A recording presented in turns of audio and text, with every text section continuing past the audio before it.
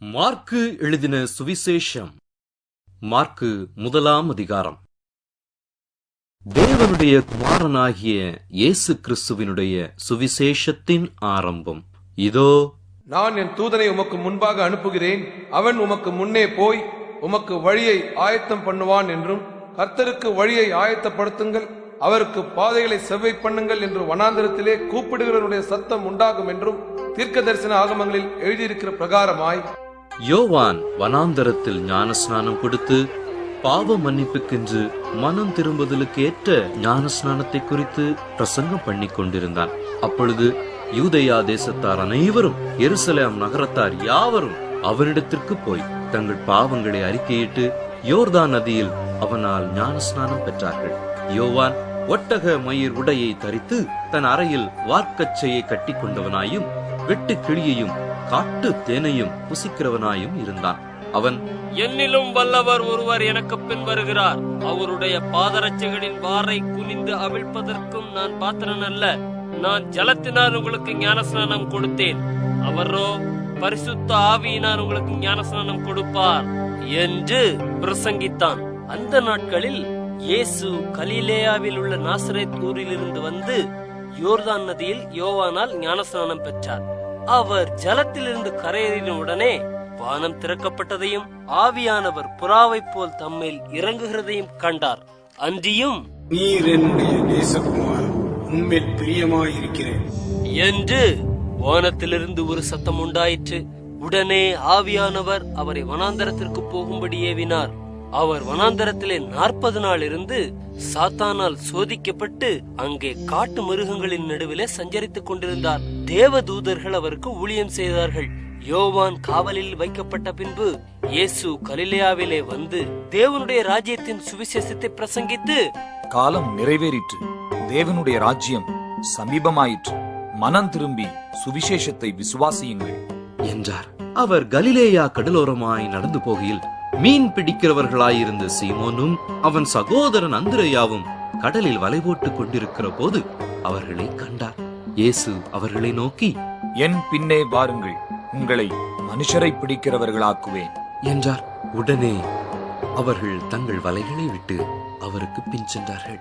அவர் அவ்விடம் விட்டு சற்று அப்புறம் போன போது செபதேயுவின் குமாரன் யாக்கோபும் அவன் சகோதரன் யோவானும் படவிலே வலைகளை பழுது பார்த்து கொண்டிருக்கிறதை கண்டு உடனே அவர்களையும் அழைத்தார். அப்பொழுது அவர்கள் தங்கள் தகப்பனாகிய செபதேயுவை கூலியாட்களோடு படவிலே விட்டு அவருக்கு பின் சென்றார்கள். பின்பு கப்பர்நகூமுக்கு போனார்கள். உடனே அவர் ஓய்வு நாளில் ஜெப ஆலயத்திலே பிரவேசித்து போதகம் பண்ணினார். அவர் வேத பாரகரை போல போதியாமல் அதிகாரமுடையவராய் அவர்களுக்கு போதித்தபடியினார். அவருடைய போதகத்தை குறித்து ஜனங்கள் ஆச்சரியப்பட்டார்கள். அவர்களுடைய ஜெப ஆலயத்திலே அசுத்த ஆவியுள்ள ஒரு மனுஷன் இருந்தான். அவன், ஐயோ, நசரேனாகிய இயேசுவே, எங்களுக்கும் உமக்கும் என்ன? எங்களை கெடுக்கவா வந்தீர்? உம்மை இன்னார் என்று அறிவேன், நீர் தேவனுடைய பரிசுத்தர் என்று சத்தமிட்டான். அதற்கு இயேசு, நீ பேசாமல் இவனை விட்டு புறப்பட்டு போ என்று அதை அதட்டினார். உடனே அந்த அசுத்த ஆவி அவனை அலைக்கழித்து மிகுந்த சத்தமிட்டு அவனை விட்டு போய்விட்டது. எல்லாரும் ஆச்சரியப்பட்டு, இது என்ன? இந்த புதிய உபதேசம் எப்படிப்பட்டது? இவர் அதிகாரத்தோட அசுத்தாவிகளுக்கும் கட்டளையிடுகிறார், அவைகள் இவருக்கு கீழ்ப்படுகிறதே என்று தங்களுக்குள்ளே ஒருவரோடொருவர் சொல்லிக் கொண்டார்கள். அது முதல் அவருடைய கீர்த்தி கலிலேயா நாடெங்கும் பிரசித்தமாயிற்று. உடனே அவர்கள் ஜெப ஆலயத்தை விட்டு புறப்பட்டு யாக்கோபோடும் யோவானாடும் கூட சீமோன் அந்திரேயா என்பவருடைய வீட்டில் பிரவேசித்தார்கள். அங்கே சீமோனுடைய மாமி ஜுரமாய் கிடந்தாள். உடனே அவர்கள் அவளை குறித்து அவருக்கு சொன்னார்கள். அவர் கிட்ட போய் அவள் கையை பிடித்து அவளை தூக்கிவிட்டார். உடனே ஜுரம் அவளை விட்டு நீங்கிற்று. அப்பொழுது அவள் அவர்களுக்கு பணிவிடை செய்தாள். சாயங்காலமாகி சூரியன் அஸ்தமித்த போது சகல பிணியாளிகளையும் பிசாசு பிடித்தவர்களையும் அவரிடத்தில் கொண்டு வந்தார்கள். பட்டணத்தார் எல்லாரும் வீட்டு வாசலுக்கு முன்பாக கூடி வந்தார்கள். பலவிதமான வியாதிகளினால் உபத்திரவப்பட்டிருந்த அநேகரை அவர் சொஸ்தமாக்கி அநேகம் பிசாசுகளையும் துரத்திவிட்டார்.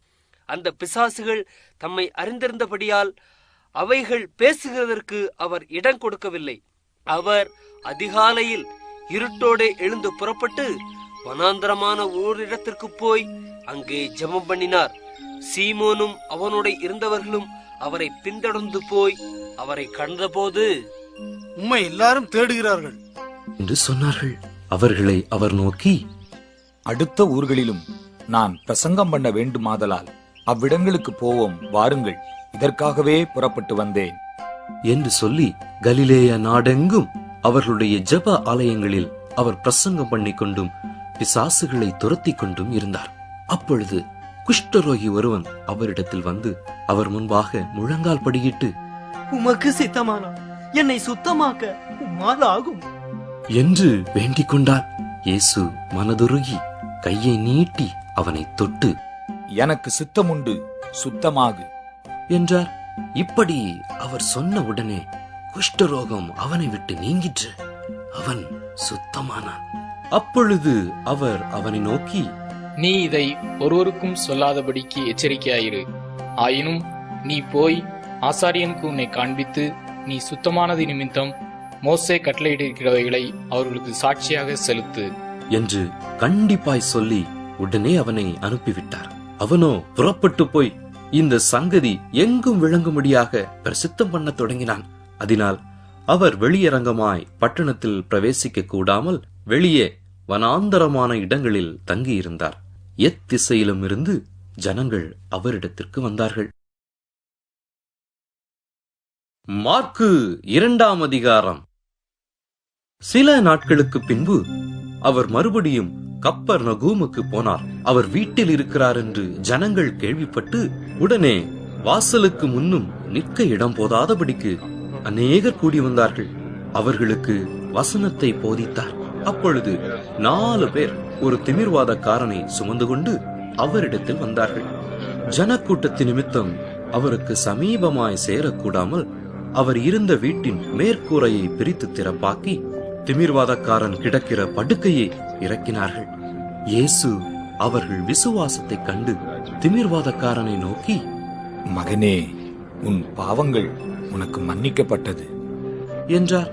அங்கே உட்கார்ந்திருந்த வேதபாரகரில் சிலர், இவன் இப்படி தேவதூஷணம் சொல்லுகிறதென்ன? தேவன் ஒருவரே அன்றி பாவங்களை மன்னிக்கத்தக்கவர் யார் என்று தங்கள் இருதயங்களில் சிந்தித்துக் கொண்டிருந்தார்கள். அவர்கள் தங்களுக்குள்ளே இப்படி சிந்திக்கிறார்கள் என்று இயேசு உடனே தம்முடைய ஆவியிலே அறிந்து அவர்களை நோக்கி, நீங்கள் உங்கள் இருதயங்களில் இப்படி சிந்திக்கிறது என்ன? உன் பாவங்கள் உனக்கு மன்னிக்கப்பட்டதென்று சொல்வதோ, எழுந்து உன் படுக்கையை எடுத்துக்கொண்டு நட என்று சொல்வதோ எது எளிது? பூமியிலே பாவங்களை மன்னிக்க மனுஷகுமாரனுக்கு அதிகாரம் உண்டென்பதை நீங்கள் அறிய வேண்டும் என்று சொல்லி திமிர்வாதக்காரனை நோக்கி, நீ எழுந்து உன் படுக்கையை எடுத்துக்கொண்டு உன் வீட்டுக்குப் போ என்று உனக்கு சொல்லுகிறேன் என்றார். உடனே அவன் எழுந்து தன் படுக்கையை எடுத்துக்கொண்டு எல்லாருக்கும் முன்பாக போனான். அப்பொழுது எல்லாரும் ஆச்சரியப்பட்டு, நாம் ஒரு காலம் இப்படி கண்டதில்லை என்று சொல்லி தேவனை மகிமைப்படுத்தினார்கள். அவர் மறுபடியும் புறப்பட்டு கடலருகே போனார். அப்பொழுது ஜனங்கள் எல்லாரும் அவரிடத்தில் வந்தார்கள். அவர்களுக்கு போதகம் பண்ணினார். அவர் நடந்து போகையில் அல்பேயுவின் குமாரனாகிய லேவி ஆயத்துறையிலே உட்கார்ந்திருக்கிறதை கண்டு, எனக்கு பின் சென்று வா என்றார். அவன் எழுந்து அவருக்கு பின் சென்றான். அப்பொழுது அவனுடைய வீட்டிலே அவர் போஜன பந்தி இருக்கையில் அநேக ஆயக்காரரும் பாவிகளும் அவரோடு கூட வந்திருந்தபடியால் அவர்களும் இயேசுவோடும் அவர் சீஷரோடும் கூட பந்தி இருந்தார்கள். அவர் ஆயக்காரரோடும் பாவிகளோடும் போஜனம் பண்ணுகிறதை வேத பாரகரும் பரிசேயரும் கண்டு அவருடைய சீஷரை நோக்கி, அவர் ஆயக்காரரோடும் பாவிகளோடும் போஜனபானம் பண்ணுகிறதென்ன என்று கேட்டார்கள். இயேசு அதை கேட்டு, பிணியாளிகளுக்கு வைத்தியன் வேண்டியதே அல்லாமல் சுகமுள்ளவர்களுக்கு வேண்டியதில்லை, நீதிமான்களை அல்ல, பாவிகளையே மனம் திரும்புகிறதற்கு அழைக்க வந்தேன் என்றார். யோவானுடைய சீஷரும் பரிசேயருடைய சீஷரும் உபவாசம் பண்ணி வந்தார்கள். அவர்கள் அவரிடத்தில் வந்து, யோவானுடைய சீசரும் பரிசேயருடைய சீசரும் உபவாசிக்கிறார்களே, உம்முடைய சீசர் உபவாசியாமல் இருக்கிறது என்ன என்று கேட்டார்கள். அதற்கு இயேசு, மணவாளன் தங்களோடு இருக்கையில் மணவாளனுடைய தோழர் உபவாசிப்பார்களா?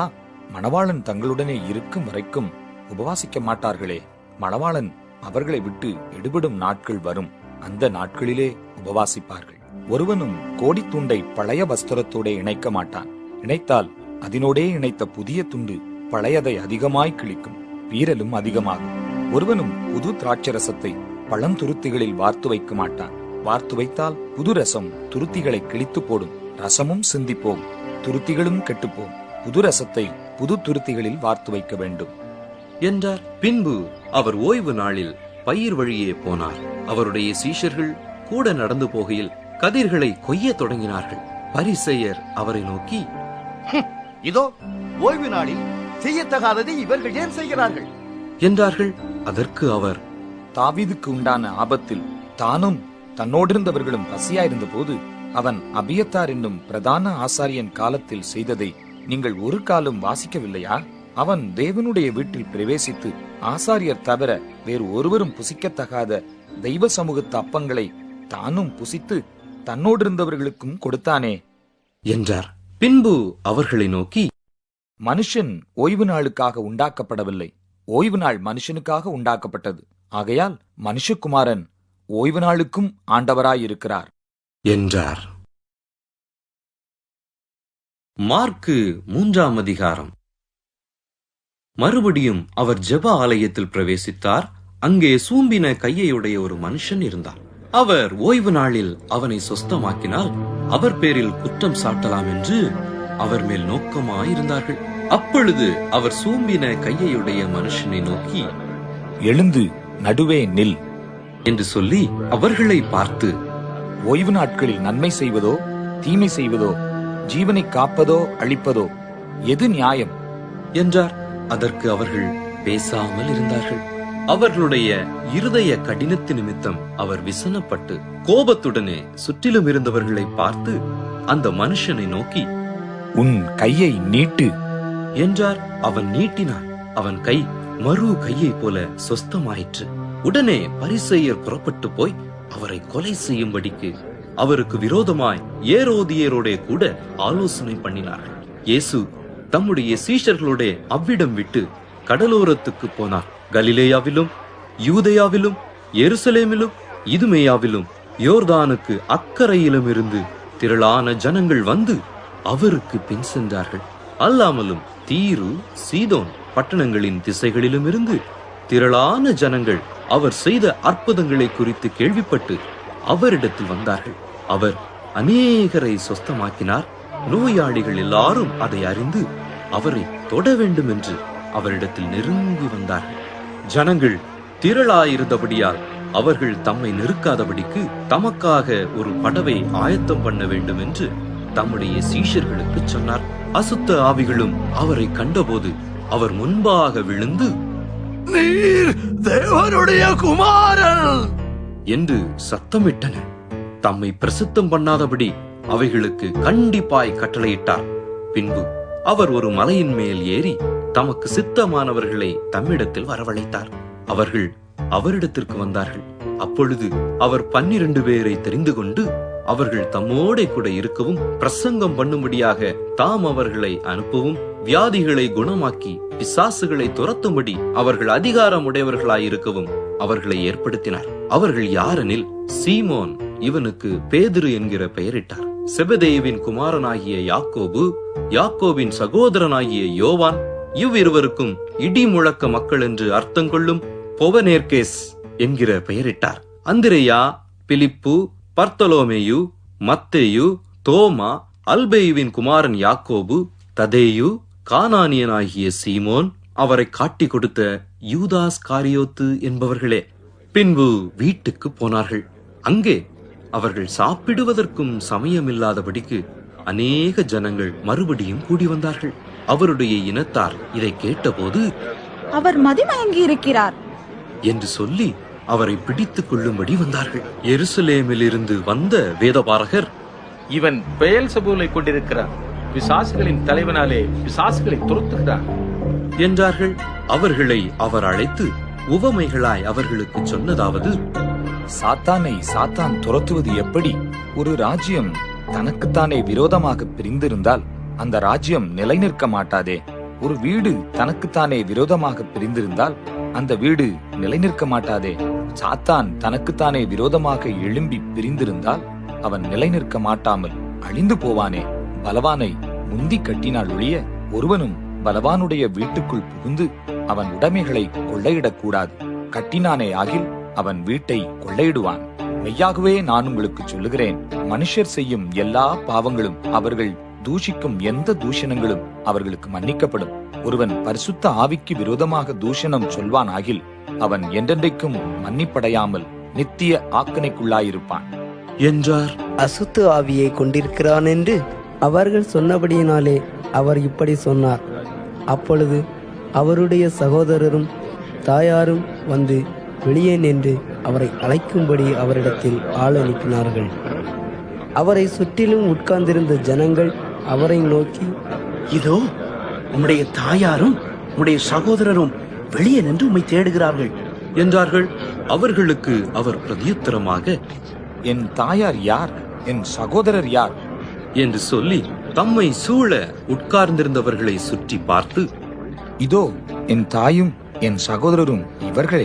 தேவனுடைய சுத்தத்தின்படி செய்கிறவன் எவனோ அவனே எனக்கு சகோதரனும் எனக்கு சகோதரியும் எனக்கு தாயுமாய் இருக்கிறான் என்றார். மார்க்கு 4ஆம் அதிகாரம். அவர் மறுபடியும் கடலோரத்திலே போதகம் பண்ண தொடங்கினார். திரளான ஜனங்கள் அவரிடத்தில் கூடி வந்தபடியால் அவர் கடலிலே நின்ற ஒரு படவில் ஏறி உட்கார்ந்தார். ஜனங்கள் எல்லாரும் கடற்கரையில் நின்றார்கள். அவர் அநேக விசேஷங்களை உவமைகளாக அவர்களுக்கு போதித்தார். போதிக்கிற பொழுது அவர்களுக்கு சொன்னது, கேளுங்கள். விதைக்கிறவன் ஒருவன் விதைக்க புறப்பட்டான். அவன் விதைக்கையில் சில விதை வழியருகே விழுந்தது. ஆகாயத்து பறவைகள் வந்து அதை பட்சித்து போட்டது. சில விதை அதிக மண்ணில்லாத கற்பாறை நிலத்தில் விழுந்தது. அதற்கு ஆழமான மண் இல்லாததினாலே சீக்கிரத்தில் முளைத்தது. வெயில் ஏறின போதோ தீந்து போய் வேறில்லாமையால் உலர்ந்து போயிற்று. சில விதை முள்ளுள்ள இடங்களில் விழுந்தது. முள் வளர்ந்து அது பலன் கொடாதபடி அதை நெருக்கி போட்டது. சில விதை நல்ல நிலத்தில் விழுந்து ஓங்கி வளர்கிற பயிராகி 1 30, 1 60, 1 100 பலன் தந்தது. கேட்கிறதற்கு காதுள்ளவன் கேட்க கடவன் என்று அவர்களுக்கு சொன்னார். அவர் தனித்திருக்கிற போது 12 கூட அவரை சூழ்ந்திருந்தவர்கள் இந்த உவமையை குறித்து அவரிடத்தில் கேட்டார்கள். அதற்கு அவர், தேவனுடைய ராஜ்யத்தின் ரகசியத்தை அறியும்படி உங்களுக்கு அருளப்பட்டது. புறம்பே இருக்கிறவர்களுக்கோ இவைகளெல்லாம் உவமைகளாக சொல்லப்படுகிறது. அவர்கள் குணப்படாதபடிக்கும் பாவங்கள் அவர்களுக்கு மன்னிக்கப்படாதபடிக்கும் அவர்கள் கண்டும் காணாதவர்களாகவும் கேட்டும் உணராதவர்களாகவும் இருக்கும்படி இப்படி சொல்லப்படுகிறது என்றார். பின்பு அவர் அவர்களை நோக்கி, இந்த உவமையை நீங்கள் அறியவில்லையா? அறியாவிட்டால் மற்ற உவமைகளை எல்லாம் எப்படி அறிவீர்கள்? விதைக்கிறவன் வசனத்தை விதைக்கிறான். வசனத்தை கேட்டவுடனே சாத்தான் வந்து அவர்கள் இருதயங்களில் விதைக்கப்பட்ட வசனத்தை எடுத்து போடுகிறான். இவர்களே வசனம் விதைக்கப்படுகிற வழி அருகானவர்கள். அப்படியே வசனத்தை கேட்டவுடனே அதை சந்தோஷத்தோடே ஏற்றுக்கொண்டும் தங்களுக்குள்ளே வேர்கொள்ளாதபடியால் கொஞ்ச காலம் மாத்திரம் நிலைத்திருக்கிறார்கள். வசனத்து நிமித்தம் உபத்திரவமும் துன்பமும் உண்டான உடனே இடரல் அடைகிறார்கள். இவர்களே கற்பார நிலத்தில் விதைக்கப்பட்டவர்கள். வசனத்தை கேட்டும் உலக கவலைகளும் ஐஸ்வர்யத்தின் மயக்கமும் மற்றவைகளை பற்றி உண்டாகிற இச்சைகளும் உட்பிரவேசித்து வசனத்தை நெருக்கி போட அதனால் பலனற்று போகிறார்கள். இவர்களே முள்ளுள்ள இடங்களில் விதைக்கப்பட்டவர்கள். வசனத்தை கேட்டு ஏற்றுக்கொண்டு 1 30, 1 60, 1 100 பலன் கொடுக்கிறார்கள். இவர்களே நல்ல நிலத்தில் விதைக்கப்பட்டவர்கள் என்றார். பின்னும் அவர் அவர்களை நோக்கி, விளக்கை தண்டின் மேல் வைக்கிறதற்கே அன்றி மரக்காலின் கீழாகிலும் கட்டிலின் கீழாகிலும் வைக்கிறதற்கு கொண்டு வருவார்களா?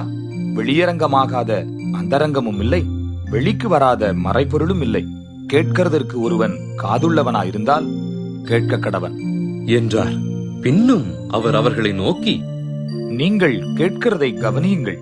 எந்த அளவினால் அளக்கிறீர்களோ அந்த அளவினால் உங்களுக்கும் அளக்கப்படும். கேட்கிற உங்களுக்கு அதிகம் கொடுக்கப்படும். உள்ளவன் எவனோ அவனுக்கு கொடுக்கப்படும். இல்லாதவன் எவனோ அவனிடத்தில் உள்ளதும் எடுத்துக்கொள்ளப்படும் என்றார்.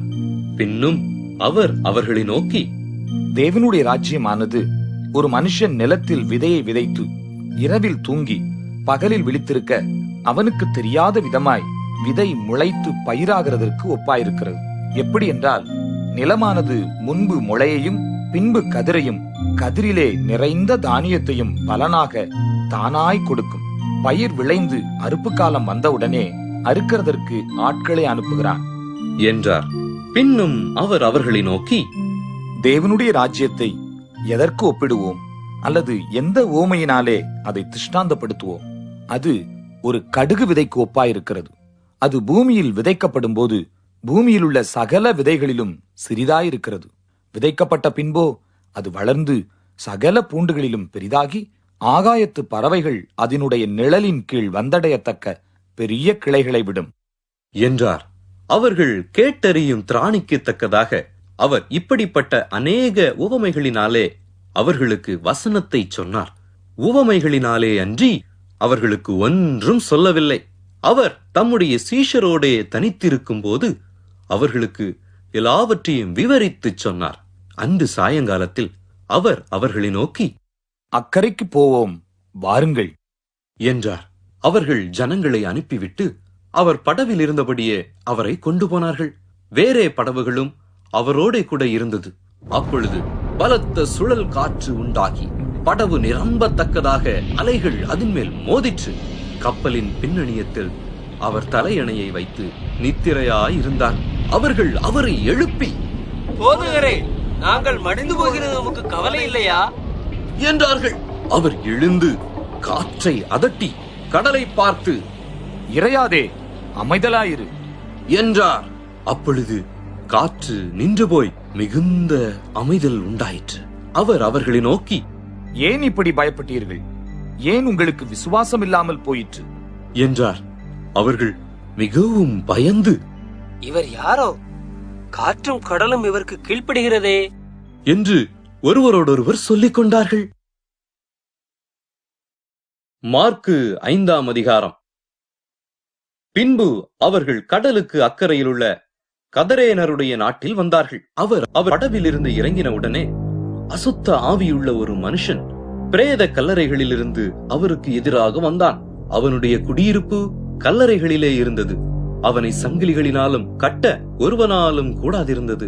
அவன் அநேகந்தரம் விலங்குகளினாலும் சங்கிலிகளினாலும் கட்டப்பட்டிருந்தும் சங்கிலிகளை முறித்து விலங்குகளை தகர்த்து போடுவான். அவனை அடக்க ஒருவனாலும் கூடாதிருந்தது. அவன் எப்பொழுதும் இரவும் பகலும் மலைகளிலும் கல்லறைகளிலும் இருந்து கூக்குரலிட்டு கல்லுகளினாலே தன்னை காயப்படுத்திக் கொண்டிருந்தான். அவன் இயேசுவை தூரத்திலேயே கண்டபோது ஓடி வந்து அவரை பணிந்து கொண்டு, இயேசுவே, உன்னதமான தேவனுடைய குமாரனே, எனக்கும் உமக்கும் என்ன? என்னை வேதனைப்படுத்தாதபடிக்கு தேவன் பேரில் உமக்கு ஆணை என்று மிகுந்த சத்தமிட்டு சொன்னான். ஏனெனில் அவர் அவனை நோக்கி, அசுத்த ஆவியே, இந்த மனுஷனை விட்டு புறப்பட்டு போ என்று சொல்லியிருந்தார். அப்பொழுது அவர் அவனை நோக்கி, உன் பேர் என்ன என்று கேட்டார். அதற்கு அவன், நாங்கள் அநேகராய் இருக்கிறபடியால் என் பேர் லேகியோன் என்று சொல்லி தங்களை அந்த திசையிலிருந்து துரத்தி விடாதபடிக்கு அவரை மிகவும் வேண்டிக் கொண்டான். அப்பொழுது அவ்விடத்தில் மலை அருகே அநேகம் பன்றிகள் கூட்டமாக மேய்ந்து கொண்டிருந்தது. அந்த பிசாசுகள் எல்லாம் அவரை நோக்கி, பன்றிகளுக்குள்ளே போகும்படி அவைகளுக்குள்ளே எங்களை அனுப்பும் என்று அவரை வேண்டிக் கொண்டன. இயேசு அவைகளுக்கு உத்தரவு கொடுத்தவுடனே அசுத்த ஆவிகள் புறப்பட்டு பன்றிகளுக்குள் போயின. உடனே ஏறக்குறைய 2000 பன்றிகள் உள்ள அந்த கூட்டம் உயர்ந்த மேட்டில் இருந்து ஓடி கடலிலே பாய்ந்து கடலில் அமிழ்ந்து மாண்டது. பன்றிகளை மேய்த்தவர்கள் ஓடி இதை பட்டணத்திலும் சுற்றுப்புறங்களிலும் அறிவித்தார்கள். அப்பொழுது சம்பவித்ததை பார்க்கும்படி ஜனங்கள் புறப்பட்டு இயேசுவினிடத்தில் வந்து, லேகியோனாகிய பிசாசுகள் பிடித்திருந்தவன் வஸ்திரம் தரித்து உட்கார்ந்து புத்தி தெளிந்திருக்கிறதை கண்டு பயந்தார்கள். பிசாசுகள் பிடித்திருந்தவனுக்கும் பன்றிகளுக்கும் சம்பவித்ததை கண்டவர்களும் அவர்களுக்கு விவரமாய் சொன்னார்கள். அப்பொழுது தங்கள் எல்லைகளை விட்டு போகும்படி அவரை வேண்டிக் கொள்ள தொடங்கினார்கள். அப்படியே அவர் படவில் ஏறுகிற பொழுது பிசாசு பிடித்திருந்தவன் அவரோட கூட இருக்கும்படி தனக்கு உத்தரவு கொடுக்க அவரை வேண்டிக் கொண்டான். இயேசு அவனுக்கு உத்தரவு கொடாமல், நீ உன் இனத்தாரிடத்தில் உன் வீட்டிற்கு போய் கர்த்தர் உனக்கு இறங்கி உனக்கு செய்தவைகளையெல்லாம் அவர்களுக்கு அறிவி என்று சொன்னார். அந்தப்படி அவன் போய் இயேசு தனக்கு செய்தவைகளை எல்லாம் தெக்கப்போலி என்னும் நாட்டில் பிரசித்தம் பண்ணத் தொடங்கினான். எல்லாரும் ஆச்சரியப்பட்டார்கள். இயேசு படவில் ஏறி மறுபடியும் இக்கரைக்கு வந்து கடலோரத்தில் இருந்தபோது திரளான ஜனங்கள் அவரிடத்தில் கூடி வந்தார்கள். அப்பொழுது ஜெப ஆலய தலைவரில் ஒருவனாகிய யவீரு என்பவன் வந்து அவரை கண்டவுடனே அவர் பாதத்திலே விழுந்து, என் குமாரத்தே மரண அவஸ்தைப்படுகிறாள், அவள் ஆரோக்கியம் அடையும்படிக்கு நீர் வந்து அவள் மேல் உமது கைகளை வையும், அப்பொழுது பிழைப்பாள் என்று அவரை மிகவும் வேண்டிக் கொண்டான். அவர் அவனோடே கூட போனார். திரளான ஜனங்கள் அவருக்கு பின் சென்று அவரை நெருக்கினார்கள். அப்பொழுது 12 வருஷமாய் பெரும்பாடுள்ள ஒரு ஸ்திரீ அநேக வைத்தியர்களால் மிகவும் வருத்தப்பட்டு தனக்கு உண்டானவைகளையெல்லாம் செலவழித்தும் சற்றாகிலும் குணமடையாமல் அதிக வருத்தப்படுகிற பொழுது இயேசுவை குறித்து கேள்விப்பட்டு, நான் அவருடைய வஸ்திரங்களை ஆகிலும் தொட்டால் சொஸ்தமாவேன் என்று சொல்லி ஜனக்கூட்டத்துக்குள்ளே அவருக்கு பின்னாக வந்து அவருடைய வஸ்திரத்தை தொட்டாள். உடனே அவளுடைய உதிரத்தின் ஊரல் நின்று போயிற்று. அந்த வேதனை நீங்கி ஆரோக்கியம் அடைந்ததை அவள் தன் சரீரத்தில் உணர்ந்தாள். உடனே இயேசு தம்மிலிருந்து வல்லமை புறப்பட்டதை தமக்குள் அறிந்து ஜனக்கூட்டத்துக்குள்ளே திரும்பி, என் வஸ்திரங்களை தொட்டது யார் என்று கேட்டார். அவருடைய சீஷர்கள் அவரை நோக்கி, திரளான ஜனங்கள் உம்மை நெருக்கிக் கொண்டிருக்கிறதை நீர் கண்டும் என்னை தொட்டது யார் என்று கேட்கிறீரே என்றார்கள். இதை செய்தவளை காணும்படிக்கு அவர் சுற்றிலும் பார்த்தார். தன்னிடத்திலே சம்பவித்ததை அறிந்த அந்த ஸ்திரீயானவள் பயந்து நடுங்கி அவர் முன்பாக வந்து விழுந்து உண்மையை எல்லாம் அவருக்கு சொன்னாள். அவர் அவளை பார்த்து, மகளே, உன் விசுவாசம் உன்னை ரட்சித்தது. நீ சமாதானத்தோடே போய் உன் வேதனை நீங்கி சுகமாயிரு என்றார். அவர் இப்படி பேசிக் கொண்டிருக்கையில் ஜெப ஆலய தலைவனுடைய வீட்டிலிருந்து சிலர் வந்து, உம்முடைய குமாரத்தி மரித்து போனாள், இனி ஏன் போதகரை வருத்தப்படுத்துகிறீர் என்றார்கள். அவர்கள் சொன்ன வார்த்தையை இயேசு கேட்டவுடனே ஜெப ஆலய தலைவனை நோக்கி, பயப்படாதே, விசுவாசமுள்ளவனாயிரு என்று சொல்லி பேதுருவையும் யாக்கோபையும் யாக்கோபின் சகோதரன் யோவானையும் தவிர வேறொருவரும் தம்மோடே வருகிறதற்கு இடம் கொடாமல் ஜெப ஆலய தலைவனுடைய வீட்டிலே வந்து சந்தடியையும் மிகவும் அழுது புலம்புகிறவர்களையும் கண்டு உள்ளே பிரவேசித்து, நீங்கள் சந்தடி பண்ணி அழுகிறது என்ன? பிள்ளை மரிக்கவில்லை, நித்திரையாயிருக்கிறாள் என்றார். அதற்காக அவரை பார்த்து நகைத்தார்கள். எல்லாரையும் அவர் வெளியே போக பண்ணி பிள்ளையின் தகப்பனையும் தாயையும் தம்மோடே வந்தவர்களையும் அழைத்து கொண்டு பிள்ளை இருந்த இடத்தில் பிரவேசித்து பிள்ளையின் கையை பிடித்து, தலித்தா குமி என்றார். அதற்கு, சிறு பெண்ணே எழுந்திரு என்று உனக்கு சொல்லுகிறேன் என்று அர்த்தமாம். உடனே சிறு பெண் எழுந்து நடந்தாள். அவள் 12 வயதுள்ளவளாயிருந்தாள்.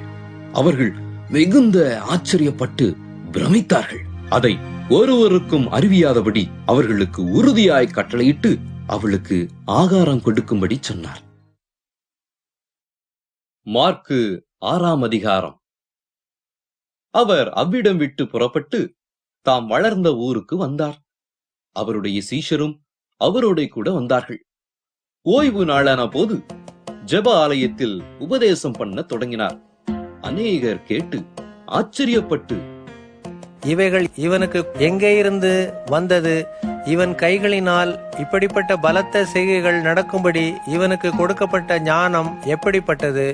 இவன் தச்சன் அல்லவா? மரியாளுடைய குமாரன் அல்லவா? யாக்கோபு, யோசே, யூதா, சீமோன் என்பவர்களுக்கு சகோதரன் அல்லவா? இவன் சகோதரிகளும் இங்கே நம்மிடத்தில் இருக்கிறார்கள் அல்லவா என்று சொல்லி அவரை குறித்து இடறல் அடைந்தார்கள். இயேசு அவர்களை நோக்கி, தீர்க்கதரிசி ஒருவன் தன் ஊரிலும் தன் இனத்திலும் தன் வீட்டிலுமே அன்றி வேறெங்கும் கனவீனம் அடையான் என்றார். அங்கே அவர் சில நோயாளிகளின் மேல் கைகளை வைத்து அவர்களை குணமாக்கினதே என்று வேறொரு அற்புதம் செய்யக்கூடாமல் அவர்களுடைய அவ்விசுவாசத்தை குறித்து ஆச்சரியப்பட்டு கிராமங்களிலே சுற்றித் திரிந்து உபதேசம் பண்ணினார். அவர் 12 அழைத்து அசுத்த ஆவிகளை துரத்த அவர்களுக்கு அதிகாரம் கொடுத்து, வழிக்கு பையையாகிலும் அப்பத்தையாகிலும் கச்சையில் காசையாகிலும் எடுத்துக்கொண்டு போகாமல் ஒரு தடியை மாத்திரம் எடுத்துக்கொண்டு போகவும், பாதரட்சைகளை போட்டுக்கொண்டு போகவும், 2 அங்கிகளை தரியாதிருக்கவும் கட்டளையிட்டார். பின்பு அவர்களை நோக்கி, நீங்கள் எங்கேயாகிலும் ஒரு வீட்டில் பிரவேசித்தால் அவ்விடத்தை விட்டு புறப்படுகிற வரைக்கும் அங்கேதானே தங்கியிருங்கள். எவர்களாகிலும் உங்களை ஏற்றுக்கொள்ளாமலும் உங்கள் வசனங்களை கேளாமலும் இருந்தால் நீங்கள் அவ்விடம் விட்டு புறப்படும் போது அவர்களுக்கு சாட்சியாக உங்கள் கால்களின் கீழே படிந்த தூசியை உதறி போடுங்கள். நியாயத்தீர்ப்பு நாளிலே அந்த பட்டணத்திற்கு நேரிடுவதை பார்க்கிலும் சோதோம் கொமோரா பட்டணத்திற்கு நேரிடுவது லகுவாயிருக்கும் என்று மெய்யாகவே உங்களுக்கு சொல்லுகிறேன் என்று சொல்லி அவர்களை 2 பேராக அனுப்பினார். அவர்கள் புறப்பட்டு போய் மனம் திரும்புங்கள் என்று பிரசங்கித்து அநேகம் பிசாசுகளை துரத்தி அநேகம் நோயாளிகளை எண்ணெய் பூசி சொஸ்தமாக்கினார்கள். அவருடைய பேர் பிரசித்தமானபடினால் ஏரோது ராஜா அவரை குறித்து கேள்விப்பட்டு, யோவான் ஸ்நானன் மரித்தோரிலிருந்து எழுந்தான், ஆகையால் அவனிடத்தில் இந்த பலத்த செய்கைகள் விளங்குகிறது என்றான். சிலர், அவர் எலியா என்றார்கள். வேறு சிலர், அவர் ஒரு தீர்க்கதரிசி அல்லது தீர்க்கதரிசிகளில் ஒருவனைப் போல் இருக்கிறார் என்று சொன்னார்கள். ஏரோது அதை கேட்ட பொழுது, அவன் நான் சிரச்சேதம் பண்ணின யோவான் தான், அவன் மரித்தோரிலிருந்து எழுந்தான் என்றான். ஏரோது தன் சகோதரனாகிய பிலிப்புவின் மனைவி ஏரோதியாளை தனக்கு மனைவியாக்கி கொண்டபோது யோவான் ஏரோதை நோக்கி, நீர் உம்முடைய சகோதரன் மனைவியை வைத்துக் கொள்வது நியாயம் அல்ல என்று சொன்னது நிமித்தம் ஏரோது சேவகரை அனுப்பி யோவானை பிடித்து கட்டி காவலில் வைத்திருந்தான். ஏரோதியாளும் அவனுக்கு சதி நினைத்து அவனை கொன்று போட மனதாயிருந்தாள். ஆகிலும் அவளால் கூடாமற் போயிற்று. அது ஏனென்றால் யோவான் நீதியும் பரிசுத்தமும் உள்ளவன் என்று ஏரோது அறிந்து அவனுக்கு பயந்து அவனை பாதுகாத்து அவன் யோசனையின்படி அநேக காரியங்களை செய்து விருப்பத்தோடே அவன் சொல்லை கேட்டு வந்தான். பின்பு சமயம் வாய்த்தது. எப்படி என்றால், ஏரோது தன் ஜென்ம நாளிலே தன்னுடைய பிரபுக்களுக்கும் சேனாதிபதிகளுக்கும் கலிலேயா நாட்டின் பிரதான மனுஷருக்கும் ஒரு விருந்து பண்ணின போது ஏரோதியாளின் குமாரத்தி சபை நடுவே வந்து நடனம் பண்ணி ஏரோதுவையும் அவனோடே கூட பந்தி இருந்தவர்களையும் சந்தோஷப்படுத்தினாள். அப்பொழுது ராஜா சிறு பெண்ணை நோக்கி, உனக்கு வேண்டியதை என்னிடத்தில் கேள், அதை உனக்கு தருவேன் என்று சொன்னதுமல்லாமல், எதை கேட்டாலும் அது என் ராஜ்யத்தில் பாதியாலும் அதை உனக்கு தருவேன் என்று அவளுக்கு ஆணையும் இட்டான். அப்பொழுது அவள் வெளியே போய், நான் என்ன கேட்க வேண்டும் என்று தன் தாயினிடத்தில் கேட்டாள். அதற்கு அவள், யோவான் ஸ்நானனுடைய தலையை கேள் என்றாள். உடனே அவள் ராஜாவினிடத்தில் சீக்கிரமாய் வந்து, நீர் இப்பொழுதே ஒரு தாளத்தில் யோவான் ஸ்நானகனுடைய தலையை எனக்கு தர வேண்டும் என்று கேட்டாள். அப்பொழுது ராஜா மிகுந்த துக்கமடைந்தான்.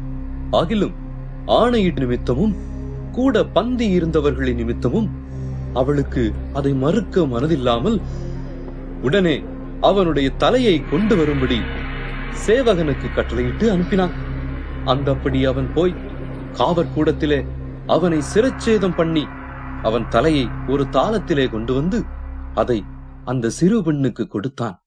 அந்த சிறு பெண் அதை தன் தாயினிடத்தில் கொடுத்தாள். அவனுடைய சீஷர்கள் அதை கேள்விப்பட்டு வந்து அவன் உடலை எடுத்து ஒரு கல்லறையில் வைத்தார்கள்.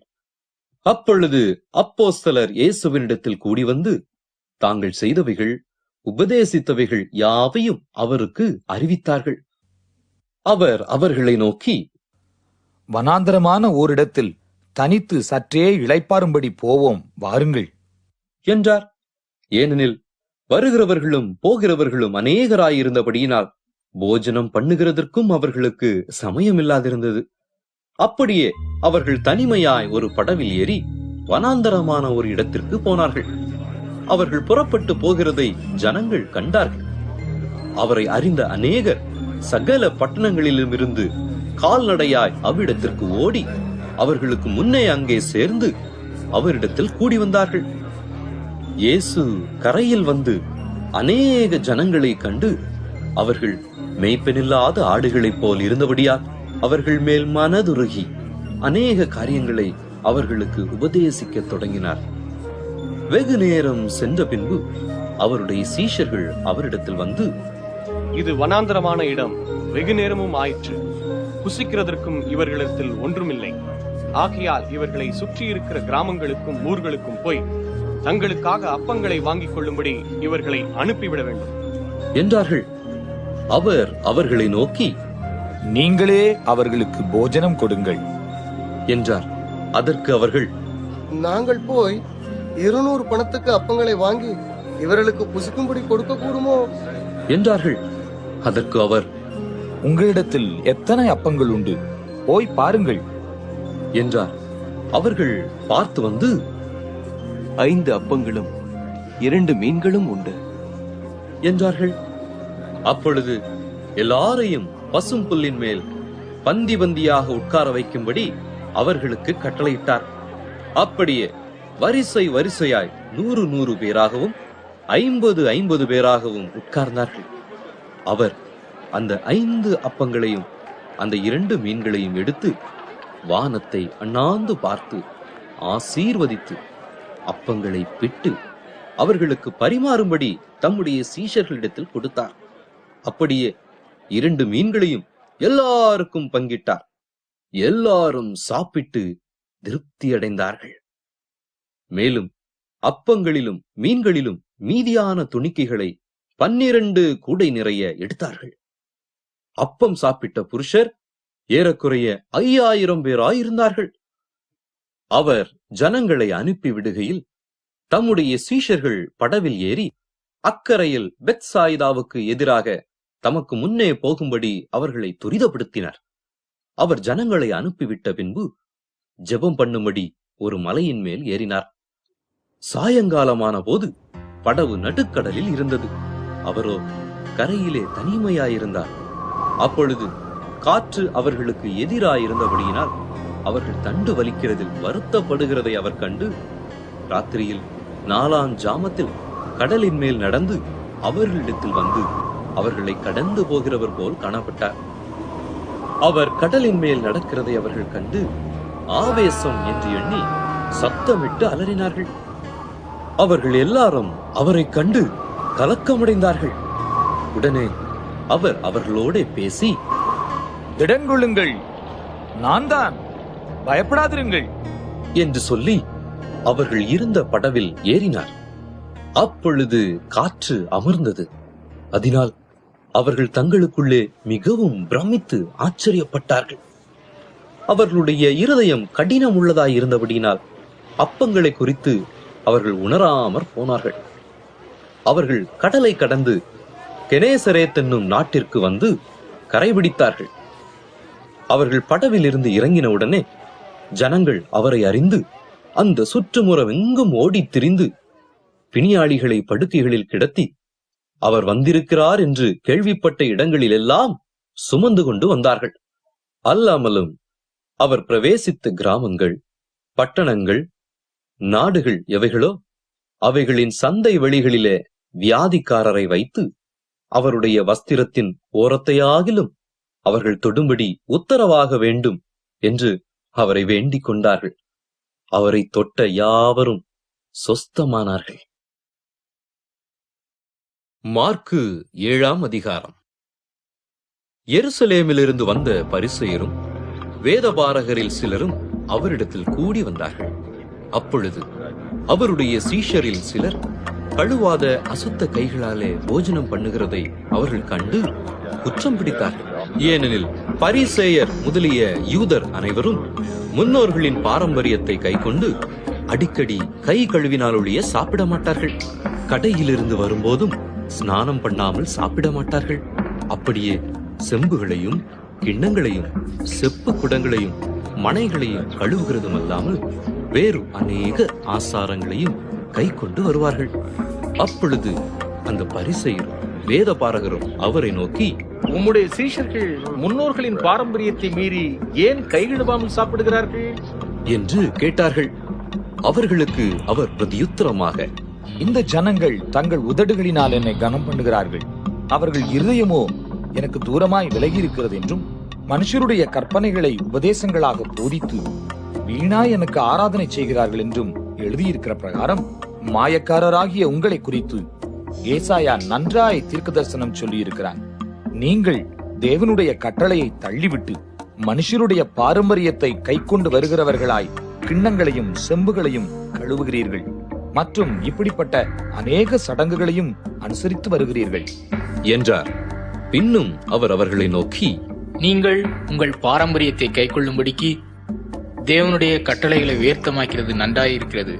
எப்படியெனில் உன் தகப்பனையும் உன் தாயையும் கனம் பண்ணுவாயாக என்றும், தகப்பனையாவது தாயையாவது நிந்திக்கிறவன் கொல்லப்பட வேண்டும் என்றும் மோசே சொல்லி இருக்கிறாரே.